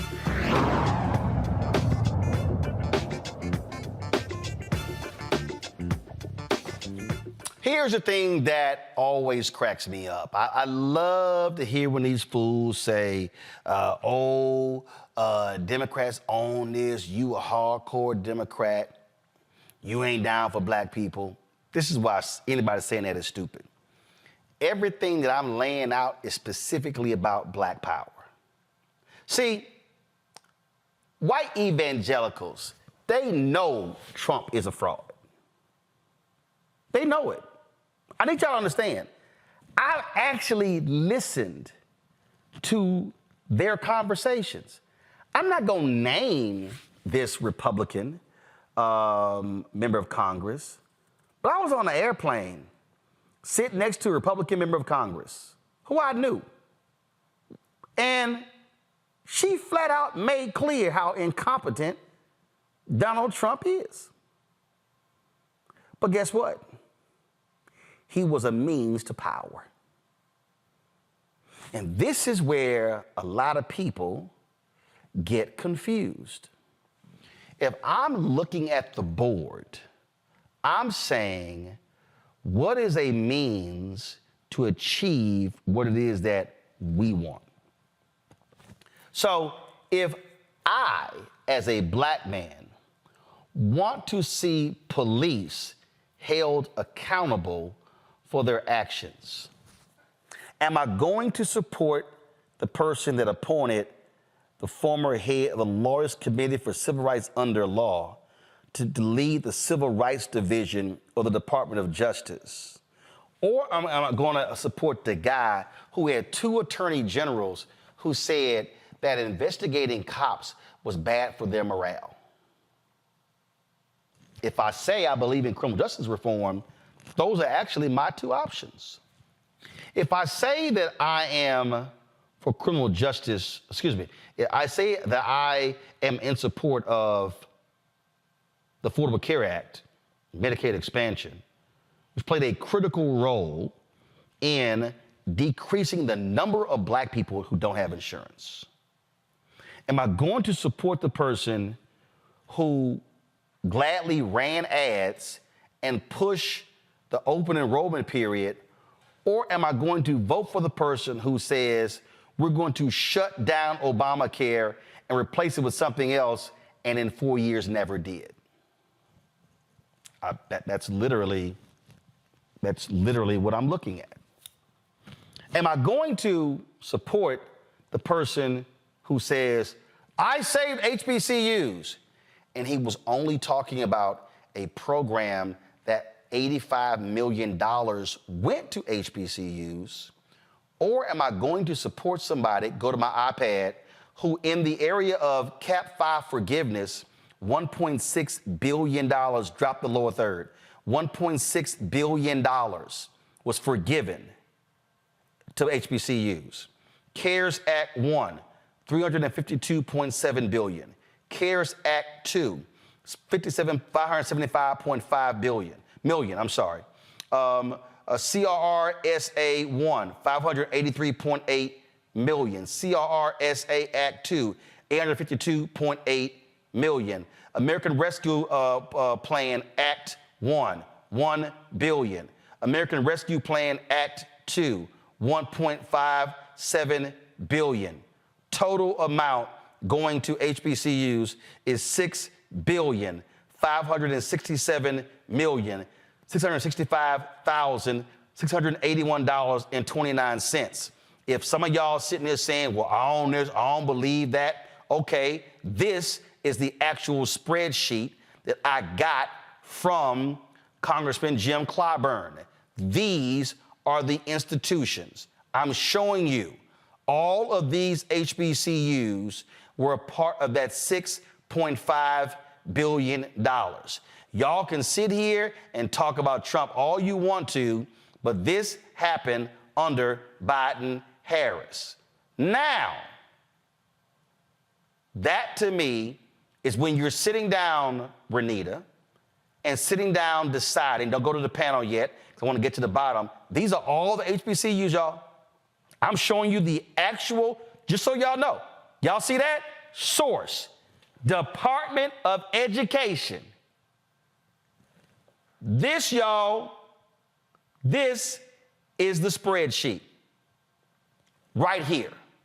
So all these other folk who post videos and saying all kind of crazy shit, I'm showing you the actual numbers down to the cent. That, to me, Renita, is how decisions are being made. What are the things that I care about, and which of these two people are likely to deliver or do something about it? Well, I've been a candidate for office many times, and I've also won many elections, and I've also had to do thousands of hours of canvassing to get those voters to want to vote for my campaign. And what I can tell you is voters are very simple. When you run for re-election, you're going to have to run off of your record, whatever that is, good or bad. And so some of this is about education that the Biden administration needs to do for voters, but also there's a part of this where the Biden administration needs to start doing things that align with the top priorities of voters. I think when people are saying that they feel like the Biden administration or Biden has not done anything, they don't literally mean he hasn't done anything. What they're meaning is he has not made a dent in their top priorities. And so what I would say to the Biden administration is start listening to voters. You and your guest in the previous segment covered some of it. Part of that is having Black consultants who can translate for you what Black voters want to see and what the true priorities are. But also, it's not too late. You've got a year, and there are many things that the Biden administration can do to focus on tangible results. Now, capping insulin prices, that is a perfect example of something that is a policy that does not take a long time to explain to voters. It is not something that is overly complicated, which, by the way, that's how voters choose to vote. Hold on. I don't want you to speed past that, because, again, what you just said, and this is how you say it, go ask your grandmother and your grandfather and your uncle and your aunt who are on Medicare, and ask them how much money are they now paying for insulin? $35 per month. And then you say, and guess who voted against that? Every Republican. Guess who wants to put that back on the table to get rid of it? Republicans. And you say, I'm not going to let that happen. That's a fact. Well, don't even go into who voted against it. Just say, I did that, because that is something that Biden can take credit for. And in addition to people's grandparents and uncles, you can even go younger. Our country is struggling with a diabetes epidemic. And so there are many people like never before who are having to use insulin, and we all know it's life-saving, and you have basically put a cap on the amount that people will pay. That is life-saving. So I'm glad to see the Biden administration is running some commercials that do talk about the work on capping insulin. But In addition to that, those are the sorts of things that voters are going to look for, tangible things that make a difference in their life. Not all this inside baseball about who's DOJ and what went where and things like that. Voters are busy. They have families to take care of. They have jobs to go to. They are going to look at what they can tangibly feel. Now, there are a lot of things that the Biden administration can do, decisions they can make today and actions they can take tomorrow to put tangible results in front of people in this last year. Start listening to voters. It is not too late, and make some of those decisions and move forward. The Biden administration needs to do that. The second thing is the Biden administration needs to reckon with their record. As I said before, you run for re-election, you're going to deal with whatever your record was when you were in office. There are legitimate critiques of what the Biden administration has done, unforced errors that people do have. And so a lot of what I see Democrats doing over and over again, which is a mistake, is to condescend to voters and be condescending. If a person feels that they have not had significant change in their life, you are not going to change that by calling them stupid. What you can do is reckon with the record and the critiques that they do have for you, because also gone are the days where you had to believe everything an elected official told you. You can actually go on the internet and look up if they're walking the walk and if they're talking the talk. And I'm not talking about Twitter and Facebook chats. I am talking about people actually being able to see what you have done that relates to what you said you were going to do, and other times when you've gone in other directions that are different than the values that you campaigned on. I personally think that the Biden administration needs to address these issues head on with voters, because it's not going to go away just because you want it to. It's not too late for the Biden administration to save their reelection, but they do have some heavy work to do. Here's why I mentioned DOJ, Omakongo, because one of the biggest criticisms, you didn't get the George Floyd Justice Act done. Well, we know it. First of all, Democrats passed it in the House. So let's just be clear. I love it when people say CBC didn't do nothing. It passed the House. Okay? It didn't go anywhere in the Senate because of Senator Tim Scott and Senator Lindsey Graham. They couldn't get 8 other Republicans to go along with it. But the reality is you do have to say, my executive order did this here. And we are holding people accountable for their actions. No other outlet has laid out the number of people, the guilty pleas, people who've gone to prison for wrongdoing who are cops and wardens. Now, hey, you got the people running around, okay, man, y'all want to defund the police. No, these are examples of holding people accountable. I say to the Biden administration, they ain't never had Karine Jean-Pierre talk about this from the podium. You got to talk about it. You got to say how we are committed to justice and the rule of law, and stop being afraid of being called soft on the crime.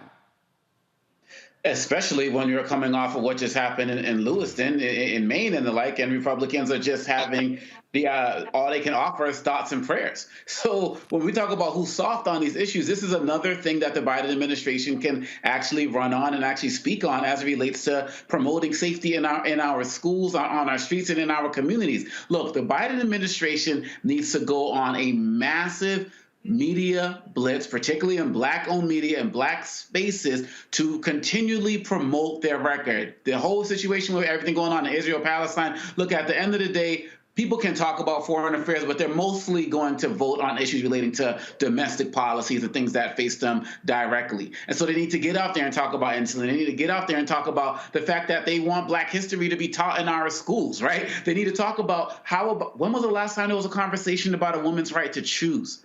Like, all of these particular issues that hit home, people can say, well, Trump and Biden are the same as it relates to Israel. Okay, if you believe that, which is not true, but who's going to take away your right to be able to be pregnant when you want to be pregnant? Who's going to take away your right to get access to the type of health care that you need? Those are those basic issues that the Biden administration needs to bring to the streets. And Roland, they have a record on this already, a positive, powerful record. And like Renita said, yes, there are missteps and stuff that need to be owned, but when it comes to the direct agenda, it's like night and day. But like Brother Terrance said in the last segment, if, Trump just has the picture with the Black presidents of HBCUs, they'd be like, oh, Biden, Trump supports that, right? Sometimes people don't want to think too much It's not that they're not intelligent. Clearly they are, but just got so much on their plate. When you take the message to them, when you advertise to them, when you target them like this HBCU tour, there needs to be a weekly segment on your show, Roland, with somebody from that administration. Biden needs to come here. VP Harris needs to come here. We appreciate the hip hop parties and all of those other types of things, but when we're getting closer to this election, we need to also see them coming directly to us with those substantive issues. This re-election is the Biden administration's election to lose. It's like Jay-Z said, I'll mess up a good thing if you let me. Like, this is what's happening right now. And through that whole segment, there was barely a mention of the DNC except for their failures right towards the end. And so, look, if this is how Biden wants to roll, as Terrance said again, Trump isn't trying to get 50 plus 1. He's trying to get that 33%, that 30%, and just continually chip away at Biden. And if Biden doesn't continue to respect his #1 core, especially when he's losing support from Arab American and other communities, it's a wrap. But it doesn't have to be this way. That's the biggest issue for me. Julian, this ain't hard. It's not hard. We've had Alicia Garza and the Black Census Project on this show, and they've reached 30,000 plus people responding in terms of what the needs and desires are. We've had numerous other organizations. They're there. But what has to happen is it has to literally be an all-out blitz. This is a ground war. This is where you are trying to, it's just inch by inch. And I'm telling you, the reason I keep saying white Democratic consultants, because their strategy is we're going to raise several $billions and we're going to dump everything on TV. I'm telling you right now, that ain't going to do it. That ain't going to do it. That's not how you won Georgia. That's not how you won Arizona. That's not how you won those states. It's literally going to have to be a massive education initiative. What it also means is you're going to have to learn how to flood the zone. And I'm going to say this, and I don't care. The Biden administration, I don't know who their top black male is. Let me be real clear why I'm saying that. When the Biden-Harris folks said, they talk about the Supreme Court Justice Ketanji Brown Jackson, amen. Talk about the black women appointed to the appellate court. But I'm talking about if you're trying to figure out how do you reach black men, it kind of helps to send out African-American men who are in the administration to be talking about the issues. You got the highest-ranking African-American in the Treasury Department. I don't think he's ever been on this show. Don't think so. And the fact that I can't even say his name on the top of my head, right there, we got a problem. And the reason I'm saying that is, this is now micro-targeting. You have to be sending out people talking about black economics. You got to be sending out people talking about black maternal health. You got to be sending out people talking about black housing, not Section 8 housing, but buying homes. It's called now micro-targeting. I'm telling you, again, to the white consultants, that old strategy of, again, just blanket, one size fit all, it's gone. It is not going to work. If you try to get, and all you white consultants, Obama, I'm telling y'all right now, listen to me real clear. If y'all think sending Obama to a rally is going to do it, you are wrong. You are wrong. You cannot grow something unless you till the soil, unless you plant something and till it and water it. That's what you have to do.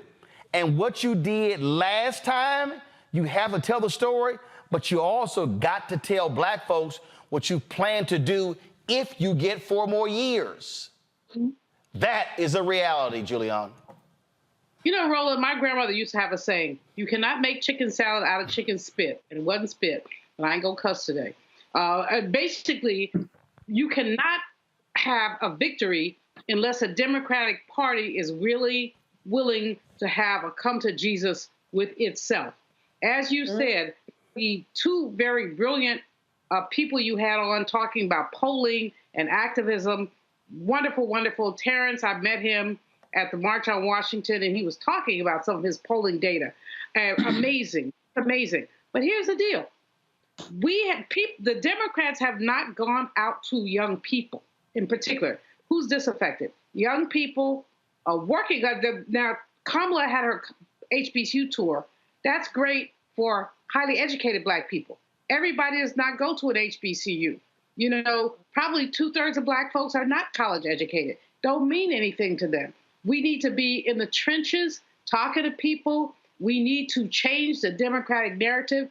And these white consultants need to just go away. Just go away. Hire some Black people who know how to do some street heat, who know how to walk door to door, who know how to go to the barbershops, the beauty shops, the restaurants, and talk about what they've done. I love Karine. She's damn near family. I think she's terrific, but I think that she is taking orders from the wrong people. See, there's a deal. Joe Biden is the titular head of the Democratic Party. He tells the DNC what to do, and he has not told them what to do that basically deals with us. What he's done is let Jamie Harrison, who's a great guy, but I don't think he's on it. What he's done is just say, y'all do your thing. No, if you want to win this election, you, boo, do your thing. Brother Biden, you make some rules, you deal with some stuff. You know, it's fascinating, Roland, to look at what's going on. We're giving it away. We're giving it away. You know, Terrance's polls talk about 25% of Black men will vote for the orange man today and 20% of Black women. What y'all thinking? Well, what they're thinking is that they have not had the kind of connection that they need to move forward. Now, I frankly think that any Black person who pulls a lever for the orange man has lost at least some portion of their mind. But as Renita says, that's not useful to say. What's useful to say is this is an administration, as you said, what do you care about insulin? We have 2.5 times the incidence of diabetes in our community. 2.5 times the incidence of diabetes. So you have all these Black people who are benefiting from the insulin cap. We have what's happening with education. If that little man from the segregationist from Louisiana has his way, he's talking about cutting Title I by up to 80%. That affects our kids more than anybody else. Say that, somebody. Say that. Say this is why we need the Congress, because we don't need these unfettered fools attempting to take back what has already been established. There are so many small things that could be done by Democrats. But Democrats, I'm thinking about 2016, Roland. Democrats get too complacent.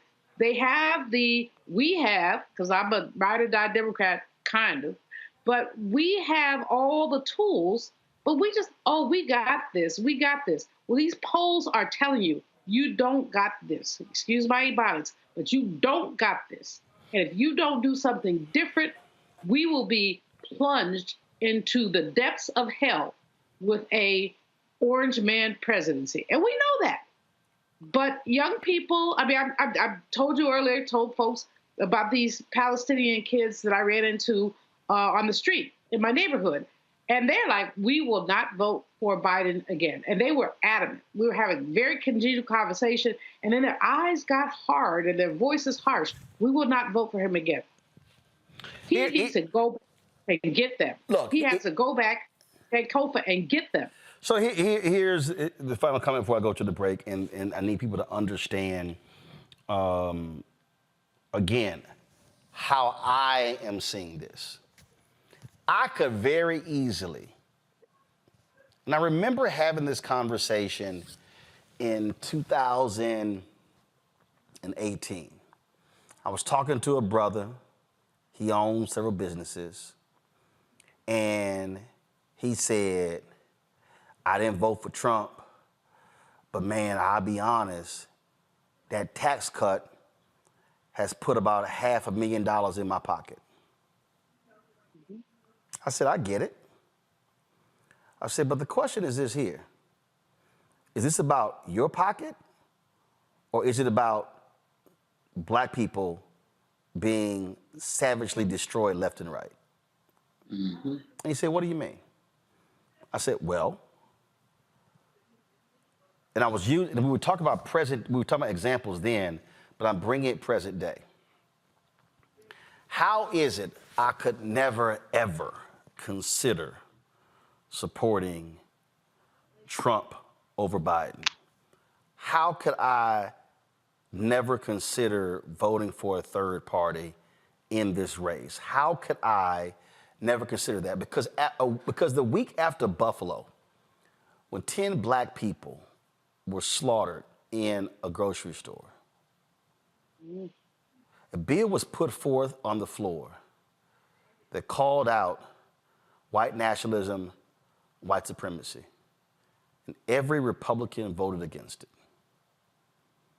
That part. Every Republican except one. There was a bill that was put forth on the floor of the House. And the goal was to get rid of racist extremists, neo-Nazis, and white supremacists in the military and law enforcement. And every Republican voted against it. Donald Trump had lunch with crazy-ass Kanye West and a white supremacist, a violent racist named Nick Fuentes in Mar-a-Lago. I can go on. I could talk about health care. I could talk about, as Julian just said, the cuts they want to make to education. All y'all sitting here, man, I ain't feeling this. Okay. What do you think is going to happen when massive cuts come to Pell Grants? Hello. We already have the highest student loan debt. Donald Trump and the Republican Party do not support student debt relief. Mm-hmm. Even though 3.5 million people have had student debt relief, and it's been $127 billion. So when I look at a multitude of issues, and I look at 9 nieces and 4 nephews, and I look at parents, dad's 76, mom be 76 in about 3 weeks, there is no way in the world I can legitimately say I am for black people and support a person and a party that is doing everything they can to decimate black people. Today's Republican Party supports Ed Blum and getting rid of affirmative action. Yes. It was 16 Republican attorneys generals the week after Supreme Court decision. They sent to law firms saying, your programs, your fellowship programs, they might be unconstitutional and illegal. They're targeting corporate America. They're targeting jobs programs. They're targeting HBCU initiatives. Every single initiative, they're targeting black venture capital funds, the Fearless Fund in Atlanta. So you think for a second that I would even consider these people who are so violently anti-black? The same poll we're talking about, in that particular poll, white voters, white conservative voters said in the same poll, 58% of them said that blacks and other minorities were getting advantages because of their color. Mm-hmm. Mm-hmm. 67% of Democratic voters said whites were getting advantages because of their color. None but the truth. So you think for a second that I, as a black man, am going to be silent and watch these people want to take power to destroy everything that we died and fought for? Black people died, and some white people, for the 1965 Voting Rights Act. And these people, because of Shelby v. Holder, have already invalidated Section 4, and they're trying to invalidate Section 2.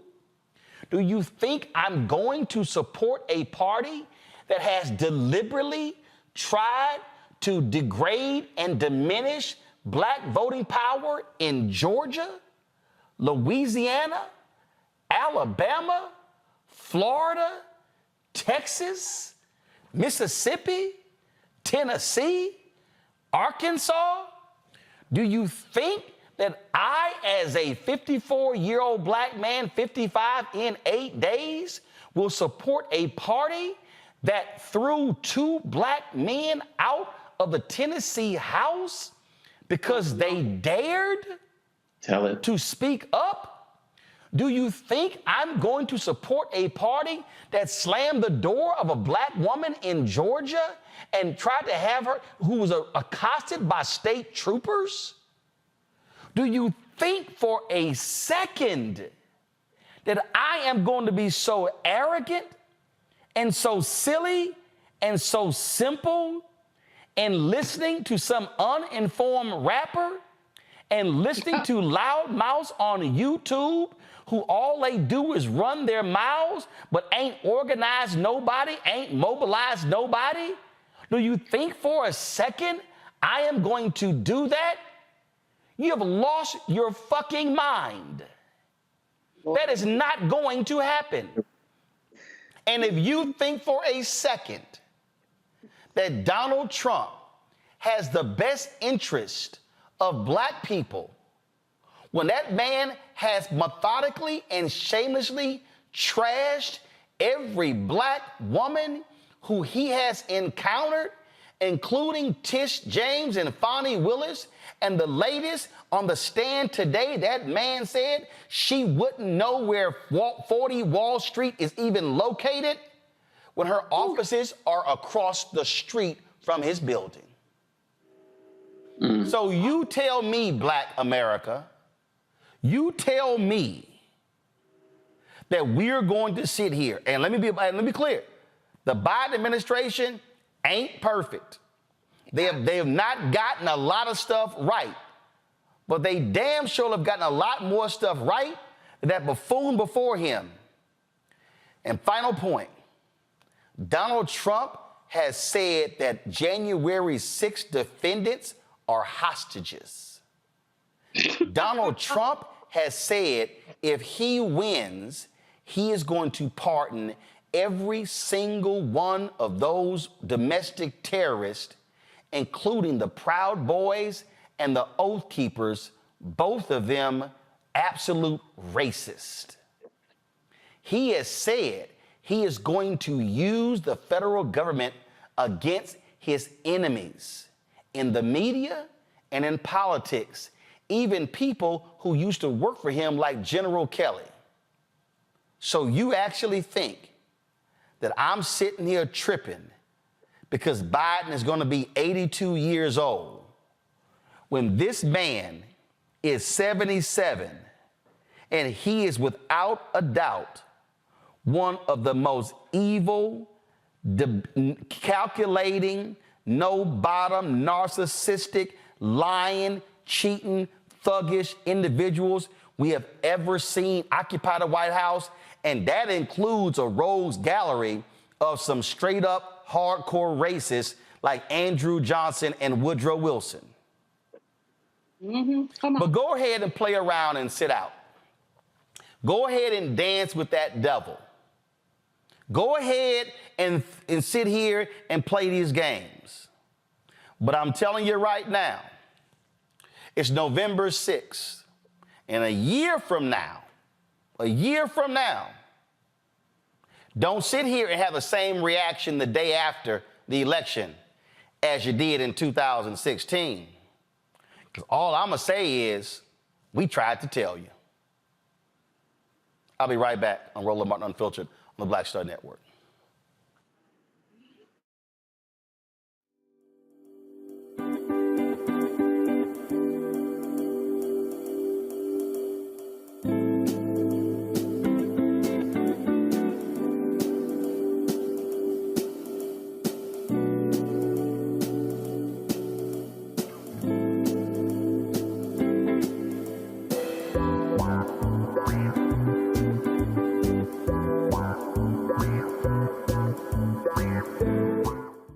talk about blackness and what happens in black culture, we're about covering these things that matter to us, speaking to our issues and concerns. This is a genuine people-powered movement. There's a lot of stuff that we're not getting. You get it, and you spread the word. We wish to plead our own cause. Too long have others spoken for us. We cannot tell our own story if we can't pay for it. This is about covering us. Invest in black-owned media. Your dollars matter. We don't have to keep asking them to cover our stuff. So please support us in what we do, folks. We want to hit 2,000 people, $50 this month, raise $100,000. We're behind 100,000, so we want to hit that. Y'all money makes this possible. Check some money orders. Go to P.O. Box 57196, Washington, D.C. 20037-0196. The Cash App is $RM Unfiltered. PayPal is R Martin Unfiltered. Venmo is RM Unfiltered. Zelle is Roland at RolandSMartin.com.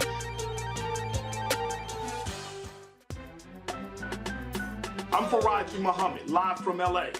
And this is The Culture. The Culture is a two-way conversation. You and me. We talk about the stories, politics, the good, the bad, and the downright ugly. So join our community every day at 3 p.m. Eastern and let your voice be heard. Hey, we're all in this together. So let's talk about it and see what kind of trouble we can get into. It's The Culture, weekdays at 3, only on the Black Star Network. Hi, I am Tommy Davidson. I play Oscar on Proud Family, Louder and Prouder. I don't play Sammy, but I could. Or I don't play Obama, but I could. I don't do Stallone, but I could do all that. And I am here with Roland Martin on Unfiltered.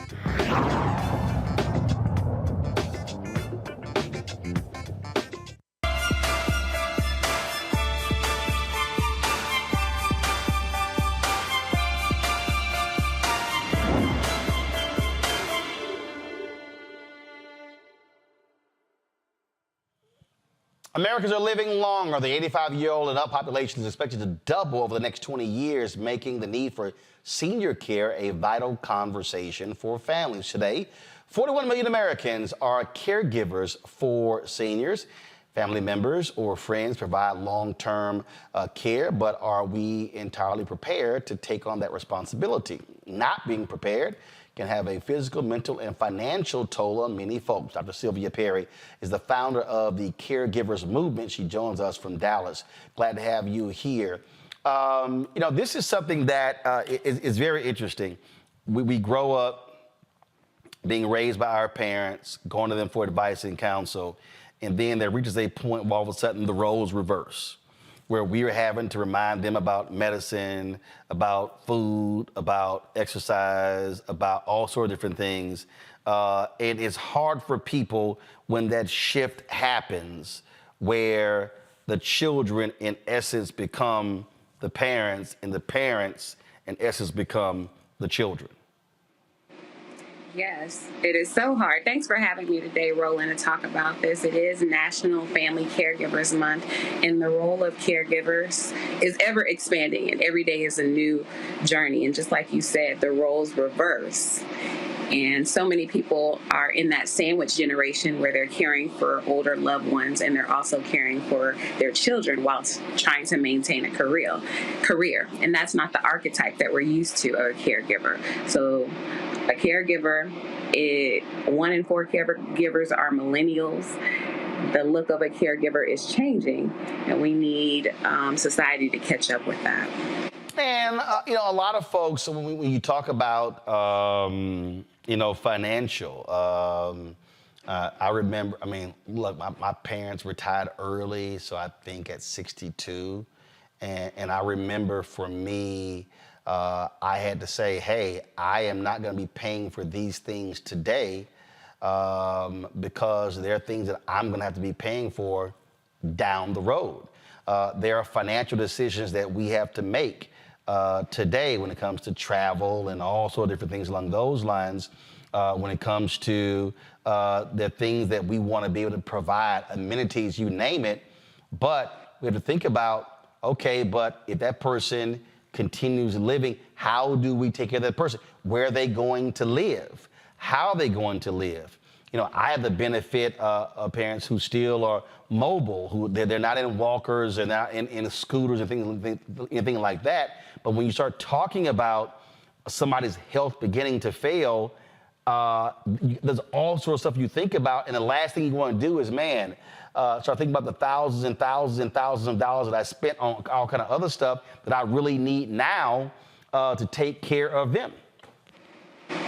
It is definitely a balancing act, one that we didn't quite know to prepare for in such a major way. The cost of care in the United States has skyrocketed since pre-pandemic levels. So it's hard to plan. Even if you have a great career and are planning, it can still knock you off your feet. So we need society, government, corporations, everybody to step up to support caregivers, family caregivers. One of the highest turnover jobs is long-term care, people that take care of people in nursing homes and memory care centers, because the work is also not just financially taxing, but it is mentally taxing as well. Coordinating care not only for yourself and your family, but your loved one as well. It takes an emotional toll, and many times you'll see caregivers fall ill while they're taking care of someone else. And you've got to also deal with family. And you've got to, and this is hard for some folk, because we see this a lot in black families. Well, you know, who's making the most money? You should be doing this. But reality is, it's all shared. When I was at the funeral for Johnny Gill's mother, remember Greg Mathis in his eulogy talked about how their mother did not go to any doctor's appointment by herself. One of those sons was always with her. And they had to sit here and talk about who's doing what, who's coming home. And so they had to work out rotations when it came to taking care of their mother. That's the stuff that folk don't think about. It's so true. It's so true. And I like to encourage people to have a plan and have a care team. We hope these days don't come, but we need to plan for them, especially with the world the way it is being. I don't like to use the word post-pandemic because COVID is still very much around, but in an endemic world.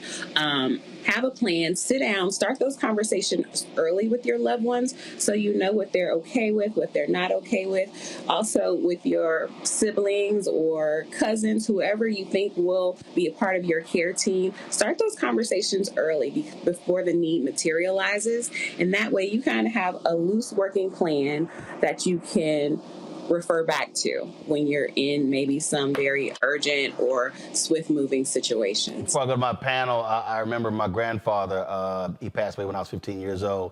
There was a family gathering, and he said, let me be perfectly clear. If any of y'all think about putting me in a nursing home, I'm kicking all y'all's asses.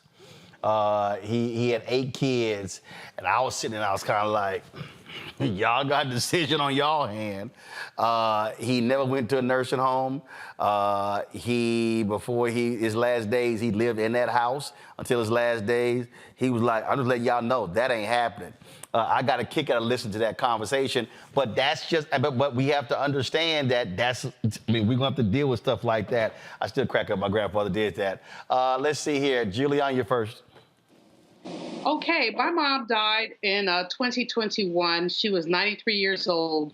She was a gerontologist, which meant she told us, I am not going out in an old folks' home. She was in a rehab place after 2 strokes, and we had to retrofit the house that we grew up in to have a stair thing so she could get her wheelchair up, moved a lot of stuff out of the hallway, but it was a labor of love. One of our biggest challenges was the caretakers. Everybody had jobs. In fact, I went to LA for 2 years because my sisters were mad at me. They said, we see you partying on Facebook and we're changing bedpans. So I tried to get out there to help do my share, but she died like literally a week before I got to LA. But in any case, neither here nor there, one of the biggest challenges we had was dealing with caretakers. We had all kinds of insurance. It was really hard to get people to be really reliable. Sometimes they didn't show up. Yeah, I can't, it's a lot, and everybody's had to deal with it. We're not unique. What can we do? Is there something that can be done to better compensated. I mean, we're working through an agency, long story. But anyway, how can we make sure that caretakers are more reliable? That is a great question. I think that compensation is not that great. I think the average was around $12 to $15. And for the work that you're doing, we were paying 40. 40. Okay. Well, that's awesome. That is awesome. A lot of times the people that do that work, though, it is a high burnout rate. So even with financial compensation that is excellent, the burnout rate and the physical demands of the job can be very, very hard. I think that vetting people as much as you can, working with very reputable agencies and asking them what their plan is to keep their employees engaged and coming to work is one tactic that you could use. And also making sure they feel appreciated.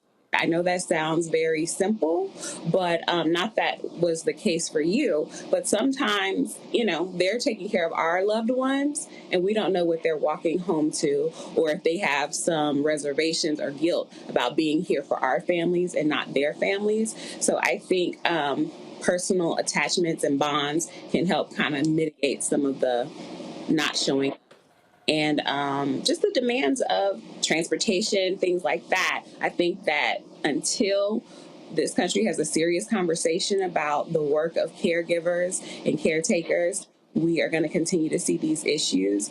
And we need a systematic approach to elevate that role to something that can be a sustainable wage and that the work is a little less demanding. Congo. Thank you so much, Dr. Perry, for your incredible work and dedication. The question I have is, what advice do you have for people who may think their only two options are, I either keep the person I'm caring for at home, or I have to go through the process of finding an expensive home, care facility that I can enroll them in. I feel like nowadays there are so many other options, in between options, that many of us just are not aware of. Could you speak to that? Yeah, that's a great point. I think that educating ourselves, there's a lot of good books out there that tell you about the different types of care, respite care, home care, in-home care facilities. And I really encourage people to tap into their local resources. The Senior Source is something that we have here in Dallas. And there are grants. There are people that will come to your house just to hang out with your loved one. They volunteer. This is something that they like to do. Maybe they were a caregiver in the past and they've lost their loved one. They will come and sit with your loved one. So I think initially, what would be the ideal situation? You need to figure that out with your loved ones and family members, and then start spreading the word. Senior agencies, places like that will have all of the different resources that are available to you in your local community. And there's so many hybrid options that that is one thing that is better about caregiving today versus 20 years ago. Renita. Thanks for being here. This is such an important topic. Speaking about family caretakers, so my mom was a nurse for many, many decades, and at one point she worked home health. And what she swears to this day is that a lot of times you'll see the caretaker die before the person that they're taking care of, because the job of caretaking is so taxing. It just really can put somebody through the ringer. So what resources or support is there available for caretakers and advice as to what they can do to make sure that they don't die before, that they don't die trying to take care of their loved one, beyond the obvious take care of yourself sort of advice that we always hear for caretakers? What else can you talk about? Support, advice, just what? Yeah, you bring up a very, very, very important point. A lot of times you will see that, or they'll have some medical event that renders them unable to take care of their loved one anymore. Outside of just the generic take care of yourself, I say speak up.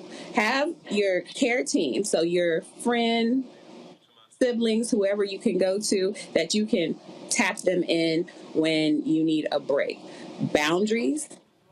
Because I think not only being a caregiver, you're managing so many things and using so much mental energy that time, you don't realize that the whole day has gone by and you haven't called to make your doctor's appointment, you've missed your mammogram, your flu shot, et cetera, et cetera. So making sure you set boundaries and parameters where you have a care day, and self-care is not just getting our nails done and getting grooming done. It is actually doing those things that are going to keep us healthy. Making sure that you can tell people, hey, I am not in a position where I can do this today. How can you help me? Can you go pick up the groceries? Hey, I put an order in. Can you do this? So asking people to be there for you in your personal community. Also making sure you have great relationships with your healthcare team. Every caregiver should be on a first name basis with their pharmacist and the person that they take care of, their pharmacist. I'm a pharmacist by trade, and we're the most accessible healthcare professionals. So in many regards, they can help you take some of that management piece away and help you manage both your medical situation with your loved one and yourself, and then also with your doctor. I would say if you're a caregiver, you need to let your doctor know that, because it's a very, very high stressful situation. And mental health professionals, I know that that's unfortunately still taboo in many spaces, but you have to get in to see someone, a therapist, a counselor, a psychiatrist, a psychologist. It is essential to you maintaining your mental health and also your physical health. Doc, how can people reach you for more information?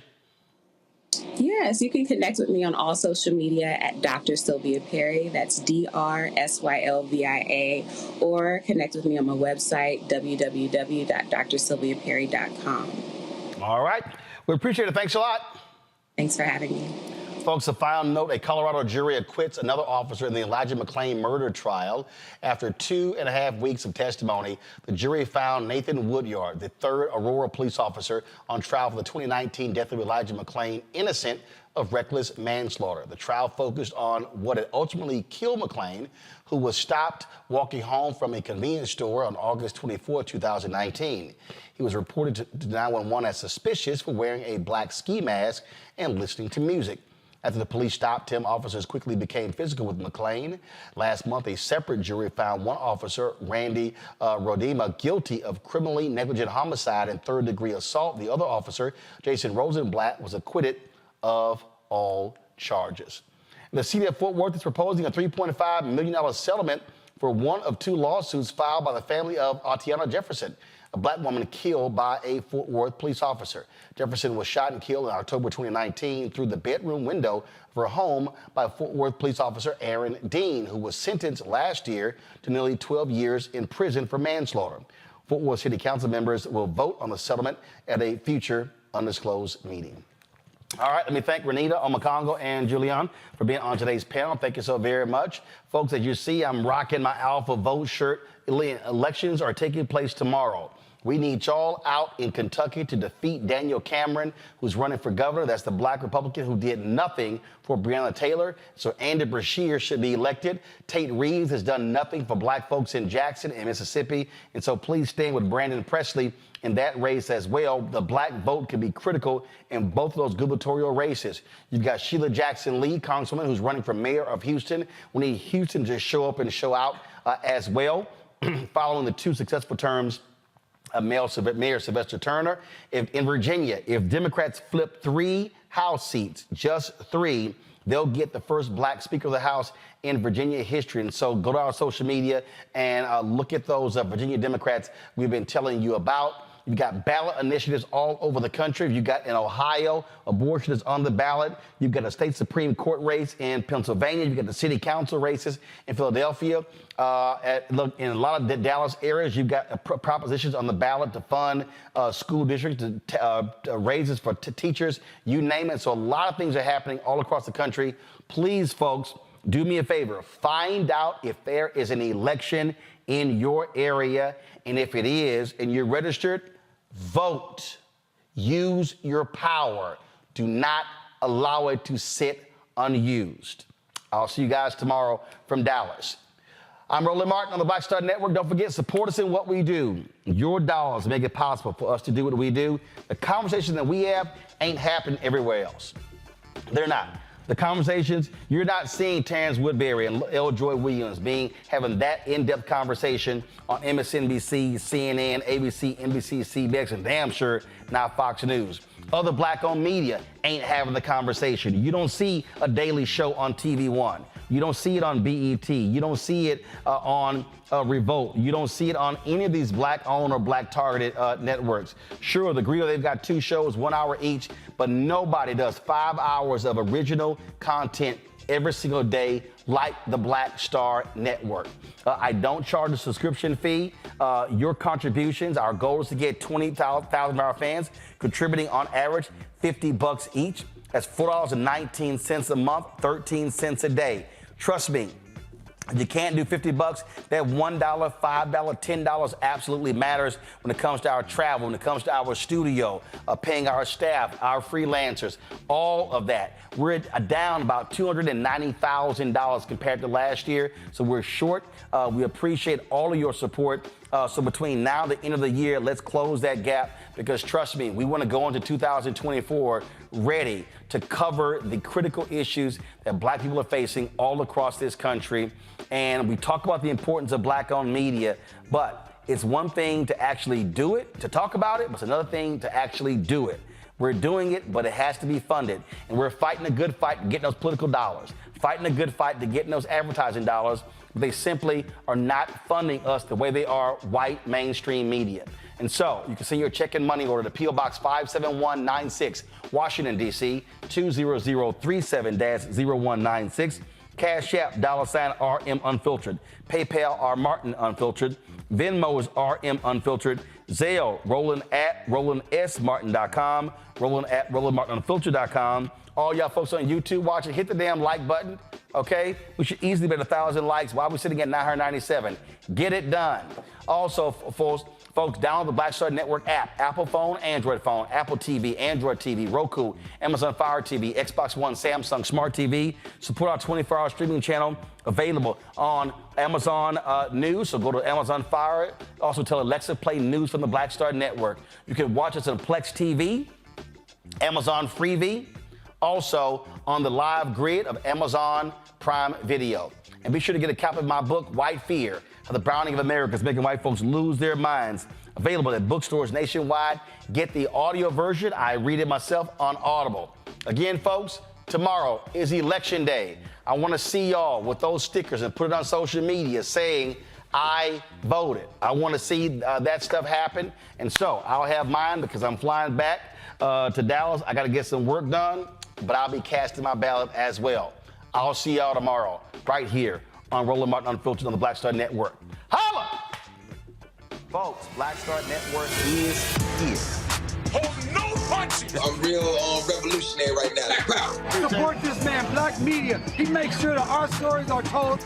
Thank you for being the voice of Black America, Roland. Stay black. I love y'all. All momentum we have now, we have to keep this going. The video looks phenomenal. See, there's a difference between Black Star Network and black-owned media and something like CNN. You can't be black-owned media and be scared. It's time to be smart. Bring your eyeballs home.